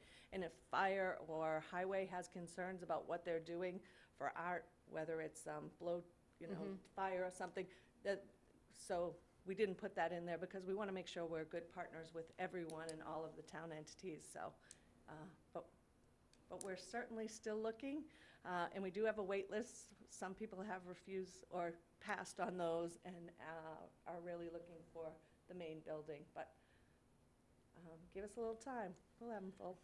Any board members have questions about any of the other fees on here? No. Also, Janelle? I do. I'm torn about the gym, because what do we rent the gym at the community center for? Not $400 a week, right? Correct. But So- the gym can I just say, the gym at the cultural center is very difficult to get in because Eric is still running programs out of there, so the town is using it. And then we have futsal in there, so again, another town program. So there are only sporadic times that gym, so it's not like someone could run a class out of there, whereas someone like the Charlie Abate that we were talking about has the opportunity to do that. I don't have that right now. We had an entity come and try to get in, and we just couldn't fit it in with the schedule that we were already running with the town, and unfortunately, we had to turn them down. So my thought on that is, because the building is municipal, nonprofit, and educational use, I don't think the gym should be greater, the fee for the gym should be greater than the fee for the community center gym. Now, I know Michael differs on this, we discussed this today, and also because the rec department seems to be utilizing the gym the majority of the time over there, and there's a need for that, for the rec program to have two different gyms in the town at the same time for different age levels and whatnot. I just feel like the price structure for the gyms should be equal. But that's me, and or maybe give the gym to 100% to Eric and his discretion. You know, we were talking earlier about who's in charge of renting what, and that's just my feeling about the gym, and that would be the municipal component of the cultural center. I don't know if everybody else agrees with that. I So know the he rec doesn't. programs, though, that fee is the fee. I mean, we're not charging for your programs $400 a week. This would be for anyone for-profit that happens to luck out and find a spot in the gym, correct? Oh, that's me, Yeah, that's sorry. you. We heard gym, we got excited. Yes, like, just this week, we had somebody from Nauset, because they had a problem with their gym, need to rent our gym. Now, that's a one-time, I think he's actually going in there 3 times. So we could fit them in, because it was sporadic 3 times, we can fit them in, but they are paying that fee of the $100 a use. So it's just important to note that for municipal uses, we're not charging $400 a week for. Oh, for correct, the not at all, time no. that's left, we're. Yeah, we charge our standard program fee for whatever program's there, and we're actually taking $5 from each of those programs and giving it back to the town into the cultural center fund. Right. Each whatever it's called. participant. Each participant, yeah, yep. Thank you. Don? Thank you, Mr. Chair. Going back over some of the comments that were made, just in the 2 areas, because these are the 3 rooms that are just different from the rest of the school: the cafeteria, the gym, and the auditorium. As for the auditorium, when the HJT first entered into a lease with Sisson Road, that was exactly the conversation, that they couldn't amortize any kind of overhead, any kind of capital plan with less than 10 years involved with it, because you're starting to pour money into basically a pit. And the other one that we haven't really touched on, I think we got to be, Larry made the comment about the room, but I think we got to be kind of careful about the cafeteria part of this, because when you get a food service license, it actually covers 2 different things. It covers the facility itself which gets inspected, but the people who use it. There's got to be people that have serve safe.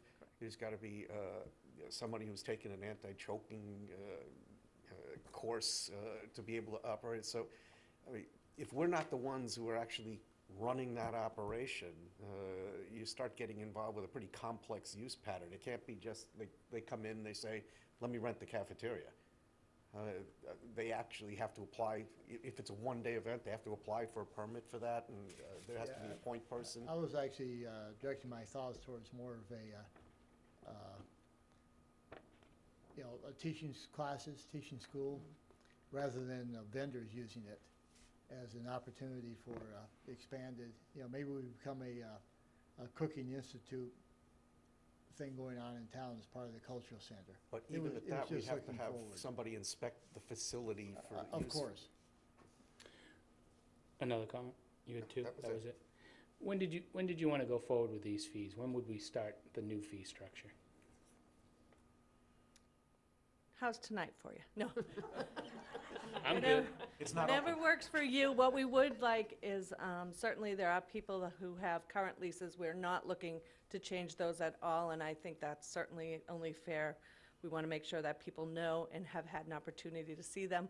We have had that booklet posted, says draft on the back, just so people know it's a conversation that we want to have with people. And one of the other components, not about the fees, but is that we are partnering a lot with the chamber and trying to bring in more economic growth into the town of Harwich.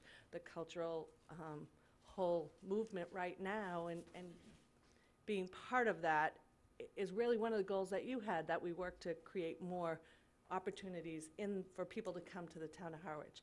So maybe the kitchen becomes an incubator space, and those are things that we're looking at. Eric is only 19 hours, and I really am utilizing more than the 19 hours. Great. So when the leases are up, they would evolve into the new rates, correct? When Correct. the leases run out. Go ahead. We do have a process, obviously, we need to advertise the Yeah. public hearing and then do that, so we can queue that up, so we can have a meeting and see how quickly we can get it back. Go ahead, Cindy. On that cooking lab idea that Larry brought up, Chris and I had a meeting, and Megan is working on a checklist of what would need to do to bring that up to speed to be able to do that. Because I've had a number of people that have come to me, and that we're just waiting to see what we need to do, cost-wise and all that kind of good stuff. So it's in the back of a lot of people's heads, and that is because of what the parameters that were set with the education, the municipal, and the nonprofit. So, Thank you. yep. Chris, Janelle? Thank you. So, over at the community center, Carolyn, we have the multi-purpose room. Correct. And we have the kitchen, and they're Correct. Correct. separate rental fees. But on this one, we just have cafeteria. Because we're not using the kitchen, it was not inspected yet, so it's not even part of the conversation until we can get it up to code to be able to go online. But then it could be a separate one. Okay, so this cafeteria does not have anything to do with cooking at this point? Correct. It's just so maybe the we could open rename space. that space so people don't get confused that it's food. Maybe we could rename it similarly to the multi-purpose area or something like that. It had a name. It had a name. It was called the cafeteria. Eric would like it the ping pong room. I don't. I know, right? But you know what I mean, just so people don't think, like Larry may have thought that it's ready to go if we had a culinary incubator. I wasn't aware that the kitchen wasn't ready It is either. No, I knew it wasn't ready, but, Just throwing it out there. well, That being said, I'm still not comfortable about the gym. I just feel like, because it is our rec department utilizing the majority of the time over there, that the rental rates should be synonymous with the community center. And so I would not vote yes on this at this point, because I just feel like we've got to maintain the municipal use over there and not, get top dollar for everything that we're doing over there. You know, they kind of extend the idea of the community center being a service place with at least the gym over there, if Well, not more. I'm sorry, a one-time use at the community center is also $100 for the gym. A one-time use at the community center and a one-time use. But it's not $400 for a week. It is not, but I'm telling you, because Eric's group is in there, and futsal is in there, and we just had another basketball program approach Chris from Monomoy, a travel league from Monomoy is in there, which is town. I don't believe there is a week that we are in there, but I'm happy, I'm gonna do what the board asked me to do. As far as the gym is concerned at the community center, right now, we rent it out by per use, which is 100, for also a 3-hour use. Correct. And then what's the next level of use? We don't have a weekly rate over there. We have The yearly. the yearly one, So which is one for the time- nonprofits, Okay. so. So just given the time, this is gonna have to come back for a public hearing, so I'll schedule a public hearing on this. At the time, we will argue the few rates that we have, and then we'll vote on it. I would also ask for any of the board members' comments as far as definitions on cultural versus not cultural. But given the time, it's 8:35, we've got a lot left. Chris has to leave earlier tonight, so I'm gonna move this along. Go ahead, Julie. Can we add to that, the discussion on longer term? I mean, I think that's really important. Agreed. So I'll agenda that again soon. And percentage of use, so we maintain all 3 of those sectors of use. And correct me if I'm wrong, but this should be part of the overall budget information that Chris is bringing to us, when actually at the community center. And It should be part of that. I agree with Chris on the 5-year, and we unfortunately voted 2 years, but we also told the voters at town meeting it was 2 years.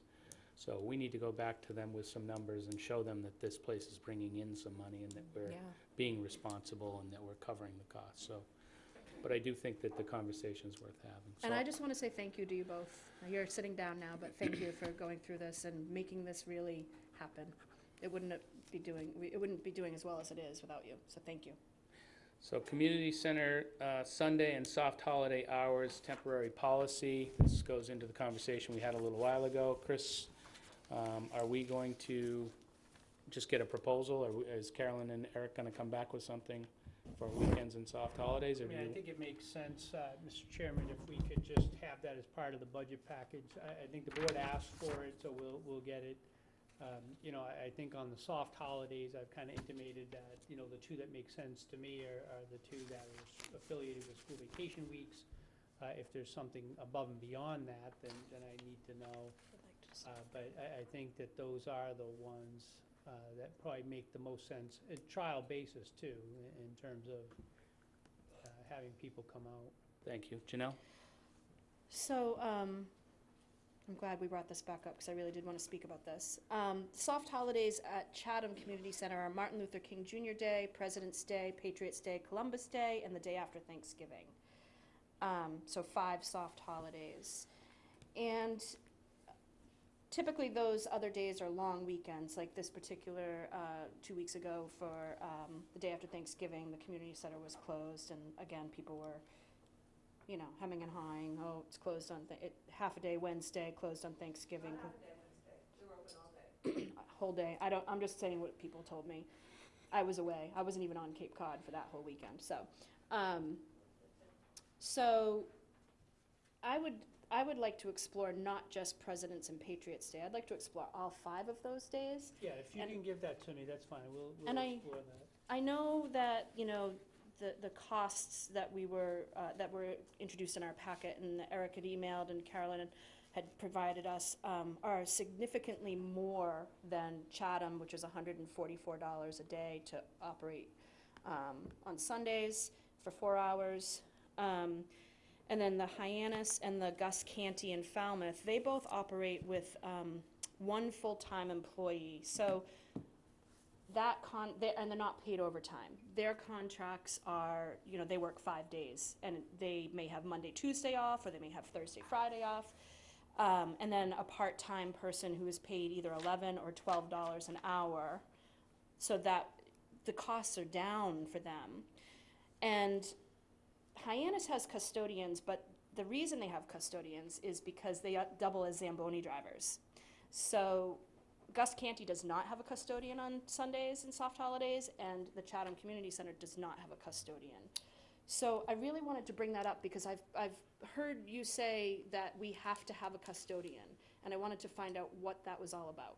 Yeah, I think in all due respect, I'll call over to Chatham and find out. If Chatham makes a decision to have 3 people or 2 people on the desk and not have a custodian, they've made certain decisions. So we can look at that and see, does it make sense to have a custodian?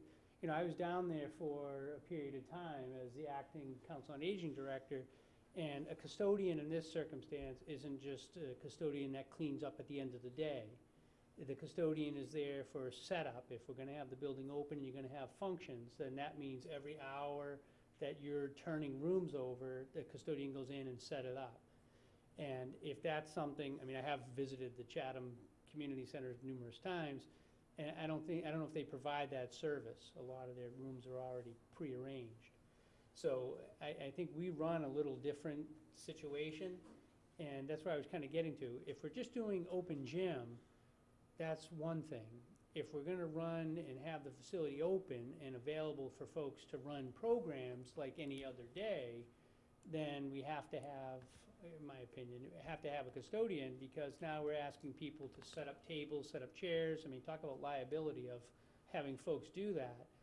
So what the board kind of wants to accomplish on Sunday is gonna kind of drive that. And I'm happy to provide that information. We can do a scaled down, open gym only, and we can do, if the facility was gonna stay open as if we provide the service the way we provide it any other day.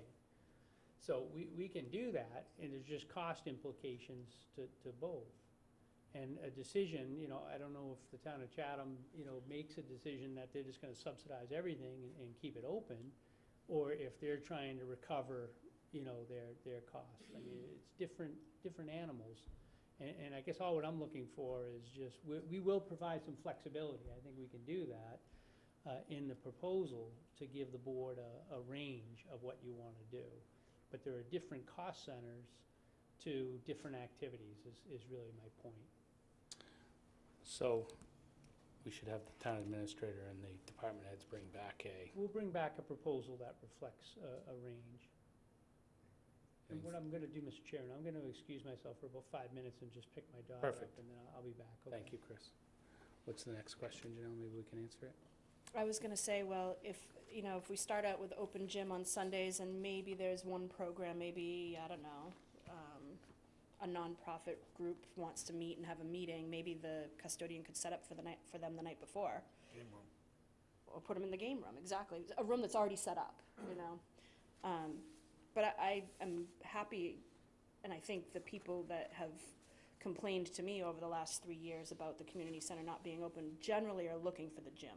Because my circle is the young families, looking for something to do with their kids on cold winter days and Sundays and whatnot. Thank you. Eric, do you want to comment on that? I was just going to say, the only problem with if you just had an open gym on Sundays and the rest of the building was closed down, if you didn't have the weight room open or rooms available, the issue from the rec standpoint would be supervision still, because there's so many access points. Even if we have 2 or 3 people working the open gym, kids could wander to the other side of the building. Obviously, our staff could follow them, but they can go use the bathroom in the locker room and cut through and be gone. So we're just concerned liability-wise what would happen. I feel like if the gym was open, the building should be open. And then if the building's open, you should have rec staff for the gym, you should have staff for the community center, Council on Aging, I'm not sure what they would do. Just supervision-wise, I just get worried that kids are gonna, sneak through the bathroom, and it's a big building, so they could hide themselves somewhere else in the building and something bad could happen. So that would be my concern with it, just being open gym, and there's really no way to block it off. Even if you put a gate up in the hallway, which I don't think you're allowed to do fire code-wise, they could still go through the locker rooms and cut through. So. Janelle? But Eric, wouldn't it only be hallway that would be open? Because all the offices would be locked, the weight room would be locked, Yep, so it's just hallway. yep. They can go all the way to the other side of the building in the hallway, and they can go to the bathroom in the gym. That concerns you? Oh, yeah, definitely. Why? Because anything could happen with kids going into the hallway on the other side of the building when all the staff is in the gym. Maybe we should talk to Chatham about that too, because if they have 2 people sitting at the front desk at that building. Yep. And they have open gym, the way they're set up, I mean, they've got floors, I'm sure they don't shut the elevator off. Well, Chatham, I don't really want to follow what they do because, it was shown a couple years ago. I'm not sure, I think it was a Saturday, when they have their 1 or 2 staff and they had open gym and somebody got severely assaulted in the gym because they didn't have adequate supervision. So I don't want to run into the same problem. I want to make sure they're still in a lawsuit over that. So I want to make sure we're covered. You know, if we have our staff there, we have the gym covered. Somebody's going to be in the gym watching things. I'm just worried if somebody, it only takes a couple of minutes for somebody to wander, even if it's just a hallway, all the way over by the Council on Aging side and something to happen. Thank you. Or they could get hurt. I mean, it's not just that they would wander and we think they're going to be, doing crazy wild things. But if somebody got hurt and was over there and we didn't see them. And the other thing is, I know that this is not a topic everyone wants to talk about, but a lot of times the custodial staff is cleaning up when, young people get sick on the court, happens. Eric's staff isn't trained for that. You have to use the right chemicals and those kind of things. In addition to that, there is a lot of things that happen at the community center. It's a great place, it's wonderful, but let's be realistic. There are some alleys and hiding places that happen in that building that we really need to look at every single day. It takes a team, and that's what we are. We are not saying no to this proposal at all. We're saying that we just don't want what happened at another town. Nobody wants the headline to be something horrible happened in Harwich. Nobody does. Not anyone sitting up there, certainly not Eric and I. No parent wants that. We're all on the same team. It's just that we need to do it right. We don't want to be sitting here saying, oh, we should have foreseen that somebody was going to sneak over to the COA and, prop open the door and have a party. There are so many different things that could happen without going into all the details. Thank you, Carolyn. Don? Yeah, thank you, Mr. Chair. I kind of feel like we're doing this in real time to try to construct it at a board meeting. What I would like to recommend when they go back is I'm uncomfortable with the idea that either the building's open or it's closed. I'd like to see them sit down with the fire department and maybe Sean Libby to decide what could be configured legally. Because, just off the top of my head, the gym has external doors in the back, as well as coming in from the building itself. So I'm not entirely convinced that that would be a deal killer if we put up a gate somewhere where they'd need, but I'm not an expert on that either. I think if they sat with the fire inspector and the building commissioner and Sean Libby, that would probably be a productive conversation. Thank you. Larry? No, I think we've heard enough tonight, just I move do it too. back. Julie, all set? Yeah. So all the details when you come back. I think that's the consensus. Chris will work through. So next up is the discussion on Selectmen policy related to contracts submitted for Board of Selectmen approval. There's a contract in the packet tonight that was voted in February 27th of 1996, I believe is the last time that was updated. With the board's pleasure, I'd like to update that, at least take a stab at updating that. And by updating, I mean I would like to see Chris is making some advancement in the procurement area, but I'd like to see the department head sign the contracts first. I'd like the chief procurement officer, Chris Clark, to sign the contracts, the finance director sign the contracts, and then the board sign the contracts. Yep. Tonight's contract is another example of it. Chris did sign it, and Carol did sign it, but Chris and I would argue what contract it's supposed to be, and definitely there's 5 or 6 points that weren't in that contract tonight that should be. Contingencies on if they go over time on a time-sensitive project. So if it's okay with the board, I'd like to take a stab at updating that policy. Yep. Okay. Chris, good timing. I thought he was going to point at me. So we just went through the discussion of selectmen's policy, and basically I'm going to take a stab at updating that 1996 policy. I didn't realize I was so old, Yeah. just kind of looking at it. So The policy's a policy until it's voted out. the consensus is that I can take a stab at it, so I'll take a stab at that and bring it back to you. for your input. Old business, South Harwich Meeting House License Agreement. Thank you, Judy, for your patience. Come on up. Chris, do you want to give an overview of how we got to where we are? Yeah, Mr. Chairman, we've had a relationship, the town's had a relationship for a long time with the Friends of the South Harwich Meeting House. They have done a diligent effort in partnership with the town. The town has provided money. They've provided a lot of money to do renovations. Those renovations are coming to final completion, probably in a certain timeline. I'll leave that for Judy to comment on. But I think that the relationship of having a partnership with a group that was in the process of constructing a building or helping to renovate a building is one thing, and now with it coming to completion, we need to evolve that into a use agreement. So you have a licensing use agreement in your package. It has been reviewed by our attorney. I know by your attorney, who's a family member. So it's been reviewed, and there's no issues. So I would recommend that the license agreement be executed. I don't know in the fee structure if that. Yes, I brought that with us. You know, we've spent an awful lot of time with we have an addendum actually to the two flyers we handed to you before. The one on the user agreement guidelines and fee schedules. We spent a lot of time in that because we sort of don't match anybody around. We've looked at churches, we've looked at cultural centers, we've looked at just about everything we can find, many of whom will help us, some who consider it sort of competitive research. So we've come up with what we feel is a sort of a good fee schedule, knowing that the board, I know, in talking to Michael, that the town really wants it to be affordable, and we want it to be affordable. We want it to be busy and used and, you know, service the town is what all we wanted for it. So I think this helps a bit. It may be high to you guys, it may be low, you may think it's dead on, but it's at least a conversation. And if you guys like it, I think we could start with that and then adapt later if we needed to.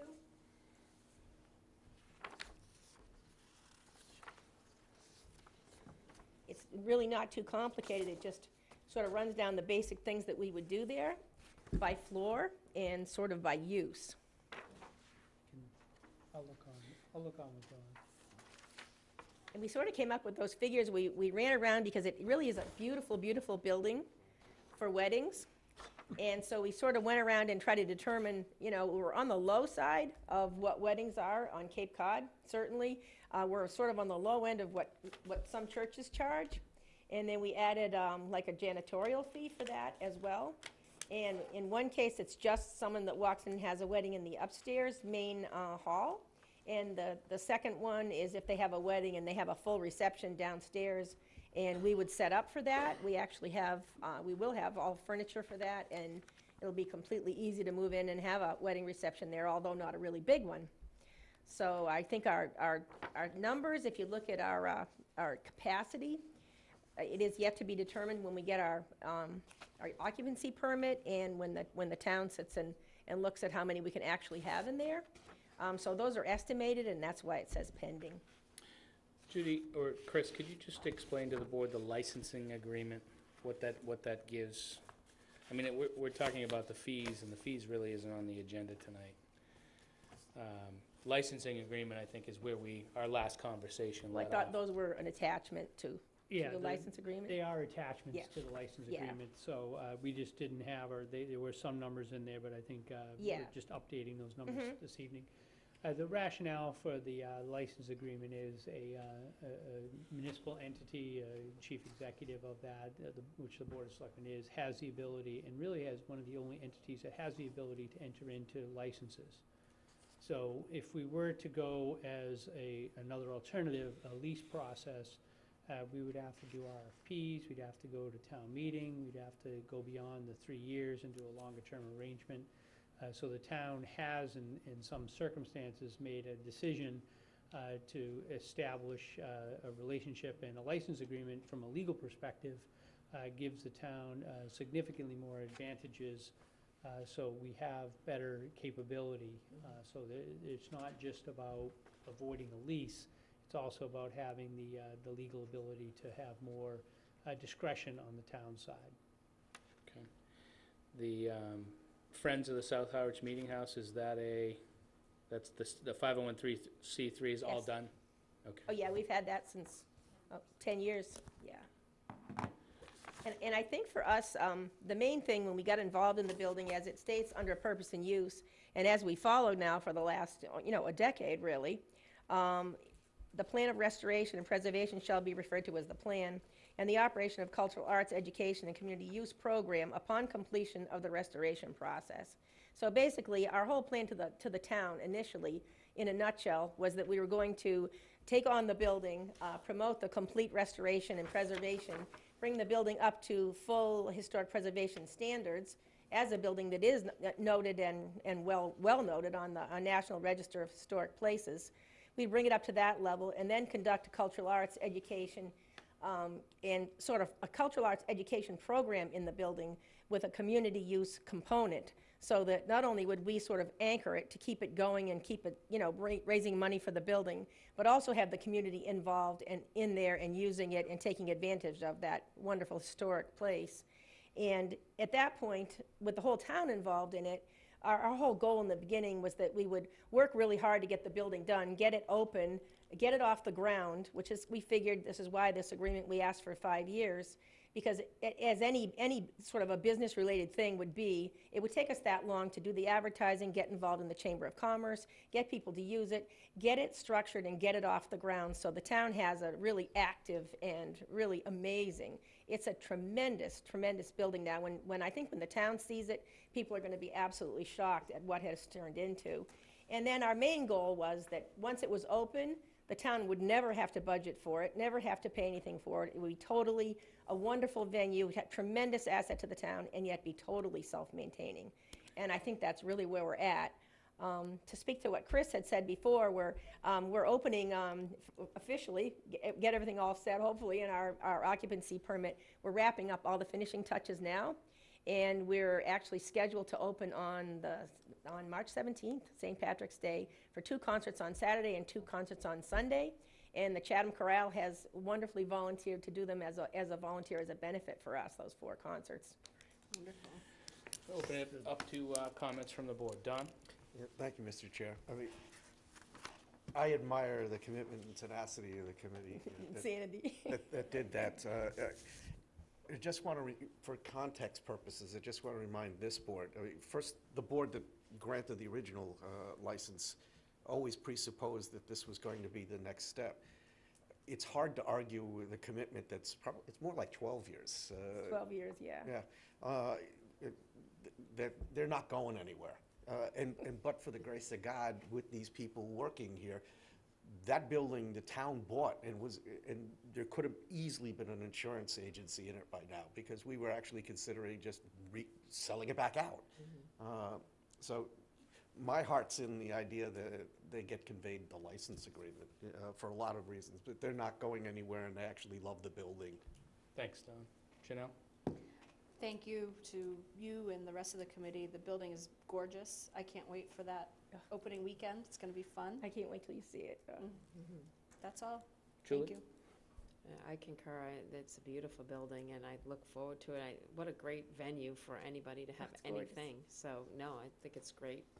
Larry? Having 2 daughters, I wish they would have gotten married here. I agree, Mike. I saved a lot of money. Cheaper than Witchmere?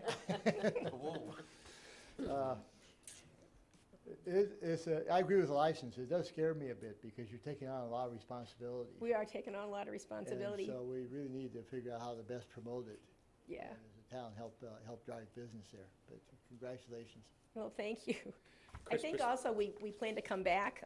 It says within the license agreement that we'll come in annually and go over everything that's going on with the building financially, everything that's going on with its use and how it's doing. And so the town will be well aware, and we can obviously adapt at the town's request to anything going forward.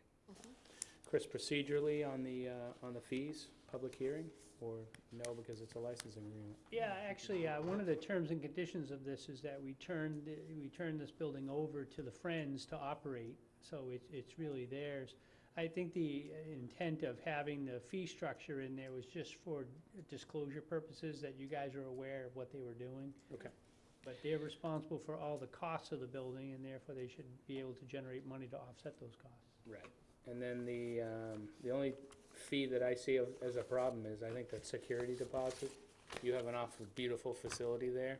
150, I'm not sure covers you, Yeah, but that's on you we weren't guys. sure about that. Right. We're sort of limping along with that. We haven't really done this before, but we figured something would be important. The building is so different than any other building because when you see it done, I mean, all the historic lighting is going to be in there. Everything in there is historically preserved or recreated. So we wanted to protect it, but you think that's too low. So if somebody rents it for a private organization, is somebody from the Friends going to be at that event? You know, we feel very strongly that there is no way we can open the building and give someone a key and walk out of there. Good. So nothing will be going on there that we're not supervising through our volunteers. Can I get a motion? Move we accept the agreement as written. Second. Moved and seconded to accept the agreement as written. Any discussion? All in favor? Aye. Aye. Thank you. Thank you. Great. I'd like to add one thing I forgot that's not listed in here, but we feel very strongly we would love the town to be in there anytime and hope they use it frequently. Whether it's a town meeting, a selectmen's meeting, whatever you want to do in there, I think it'll be really important for the town to get in there and see it as a town building too. Great. Are you And gonna the have Monomoy are you gonna have a schools as well. final open house, or is that the concert? Well, we're kind of skidding into to March. Okay. But if we get done beforehand, I think we're going to do an open house. But I don't know that we'll quite make it. We've got so much going to get ready for the 17th, but we might. Great job. Thank you so much. Thank you. Thank you. Okay, open meeting law complaint. So in your packet tonight is the open meeting law, the response to the open meeting law complaints that we got 2 weeks ago, roughly 2 weeks ago, by Linda Sabula. And we have to vote on sending that. Anyone disagree with the response that we put together? Nope. Don? It's not that I disagree, but I mean, there's two levels to the complaint about the interview subcommittee. I mean, in point of fact, your obligation under state law is to provide minutes indicating votes, actions. Now, I agree with what's here, but in addition to that, there has been no recommendation that's come to the Board of Selectmen that wasn't accompanied by a page that had a matrix on it about who was interviewed, what the recommendation was for that particular person, and it was signed by both selectmen as an assent to it. So there really has been minutes from those meetings. Well, I don't believe she questioned the minutes. I mean, I believe that the date was the big one. I have heard, I have heard minute conversations, but the date was the big one, and as I said last week, or 2 weeks ago, we own the date. We made a mistake on the date. We're taking action to kind of correct that whole situation by talking about reposting in the window outside. As far as the other part of the complaint and Ms. Sabula's request to have us re-vote, that's the important part to me. The Attorney General decided a long time ago you didn't have to put discussion and possible vote on the agenda, that you only had to put discussion, and you don't even have to put that. If it's on the agenda, it's reasonably assumed you're going to take an action on it. And I believe Linda knew that, but per her conversation about what Ed McManus wanted when he was the chair, well, that was a decision that board made. I checked a year ago, and the Attorney General's office said you don't have to put it. In the packet and in the complaint is also some other rulings by the Attorney General's office showing that you don't have to put it. So unless this board votes to change that, make an internal policy for me to put it on there, I don't intend to. And I don't intend to re-vote anything that was decided that night. So the answer is there. If you agree with it, I'd entertain a motion. I move that we accept the letter as written. Second. Moved and seconded. Any discussion? All in favor? Aye. Aye. Thank you. Chris? Thank you, Mr. Chairman. A couple things that I have on here. I did provide language. Staff dug up for me the seasonal liquor licenses, how many we have. And there was a request before, can we go above that number? And the special legislation was also attached. I think if the board wants to consider doing that, it was kind of interesting reading the language previously, that they picked 3 and they picked for certain sections of town. I think that for here, maybe to send out letters to the people that have seasonals, see if they are interested in having a annual one. They may, for business reasons, may not want to do that, and then see what reaction we get from it, and then pick the numbers that go and are associated with those areas in town, and then ask for a similar legislation. I think if that's something the board wanted to do, I think that's overtly business-friendly to go to those businesses and say, it's too bad we have a cap by law, a quota, but we can go above that. But that's something, if the board, if that makes sense, to see those individual owners and to see if we want to raise the cap. I don't think doing it if they don't have no interest in the annual license. I don't see why we would petition the legislature for something that they don't want. Well, I know Cape Seagrow, when they approach us, they're Well, very, that's why they're I- interested, so I think it's a great idea. Yeah. That's fine. Don, go ahead. Thank you, Mr. Chair. Just a quick thought. Unless things have radically changed, I held a seasonal license myself at one point. The one thing that they need to understand is this board has had a problem in the past with this. If you opt for a year-round license, you can get an exemption to do work in your restaurant facility, but you can't close for more than 30 days. So they need to know up front that this comes with an obligation that you have the license, but it's not like, well, I can go to December and then I'll close until March. It comes with an obligation to service the license. Jenna? I'm curious what the dates for a seasonal start date and end date, and are they all the same? I don't We- remember. They are all the same. And we fought over that several years ago, because we changed, I thought it was April to April to November but 30th. I- never they may have- 30th. I They may thought have updated when that. Cape Seagrow was here, they said something about January, because that's when they were gonna start just the wine and malt. The application's January. So, I'm curious, how many year-round do we have of the all-alcohol right now? Because this is just seasonal, and I can't believe that some of these places are just seasonal, like Ember's open year-round, Perks is open year-round, I think. I know they closed last year Yeah, no, for some, They They're close. They They do? close. Ember yeah. stays open, but Perks closed, I think. Yeah. Perks Um, definitely closes. So, how many I year-round don't- do we I have? Or don't, are we uh, allotted I right don't now? remember the number, but the quota system is just for folks that may be watching at home, for every 1,000, you're entitled to one all-alcohol restaurant. So for every 1,000 of population. So we have And then I think 12. we did go, we already have a petition to go 3 above that. So we have 15 right now, probably. Yeah, don't hold me to the number, But but ish. that's ish. Okay. I would like to You petition. support it? Yeah, I would like to petition for Consensus, increasing. Chris? Okay, thank you. And then on the update of town hall vacancies, we've had 2 departures. The town planner has gone over to Chatham, and then the local building inspector has also gone over to Chatham. I know it was in the newspaper, so most people are probably fully aware of that. I think administration at this point, the plan is we will advertise the town planner position kind of as is, and try to recruit someone for the existing position. The local inspector, we are concerned, and we did have a discussion with the building commissioner. The local inspector is kind of the number 2 in the office, and when he departed, he went to be number 1 in Chatham. So it wasn't a direct comparison. But in that circumstance, we do think that the pay is too low.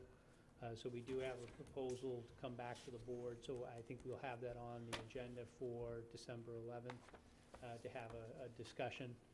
And that's something I don't know if, I think we are doing job description changes too, because we want to have the ability to bring somebody in and pay one rate if they're going to take the 12 months to become certified versus a second rate for somebody that comes in and is already certified.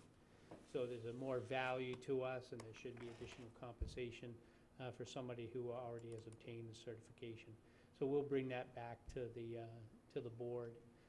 I think maybe to the larger question in here, we have, as part of the management contract, we agreed to look at various positions, and, you know, what we have found in the research, not the research, but the studies that we've done, is that in some cases, Harwich is slightly high, in other cases, we're right on target, and in some cases, we're low.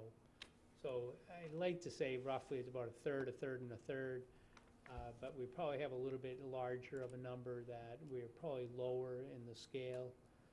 So I think in these cases, you know, we do exit interviews with everybody to get a sense for what's happening.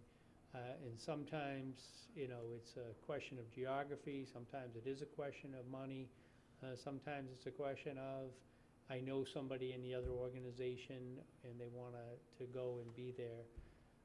So, you know, we do try to look, and if it was solely money, then I would be back before you and say we definitely need to adjust. But I think we definitely do need to look at positions on an individual basis, because our own data shows that we do have a third to, at least a third of the people that we've surveyed so far are lower on the scale. And the one thing we don't want to be is necessarily a training house for, you know, towns that offer more. That has everything has an advantage and disadvantage. But on those two positions in particular, that's the layout. And Chris, those, you'll bring us a complete pay package from other towns. Yes. Thank you. To those that have, a lot of towns don't always have the same positions too that we have. We Right. are a little bit bigger, but those ones that compare. Thank you. And then two things, last things, and then the budget warrant timeline, three things. So next Monday, we have the Selectmen review and discussion of potential warrant articles. We are kind of working on a general list, so whatever you see in kind of the capital budget, I'm not going to do the capital budget tonight because I know we're going to dedicate most of the meeting to that next week. But, you know, those items will be incorporated, anything that's recommended will be incorporated. So that's going to be kind of implied. But if there are specific things that the board wants to pursue or that we've had discussions, you know, let me know, and we will try to start to put together that list of warrant articles. We are still in the process of actually keying in the operating budget, so it's kind of a busy time for the organization. And then next Monday, the administrator formally has to submit the 7-year capital outlay plan to a joint meeting of the Selectmen and Finance Committee. So that will be handing out the plan. I mean, this is by the time we get to January 8th, you'll have seen it 4 or 5 times. But we're following the charter, and that's what the charter requirement is. So we will have that, and that's to be done as a presentation. I did invite Capital Outlay to participate in that presentation, so they will send representatives to that meeting on the 11th. And then, as I alluded to, January 8th is a Selectmen and FinCom Capital Outlay Committee. The three hold a joint public hearing on the submitted capital outlay plan. So right after the holidays, that will be coming up fairly quickly.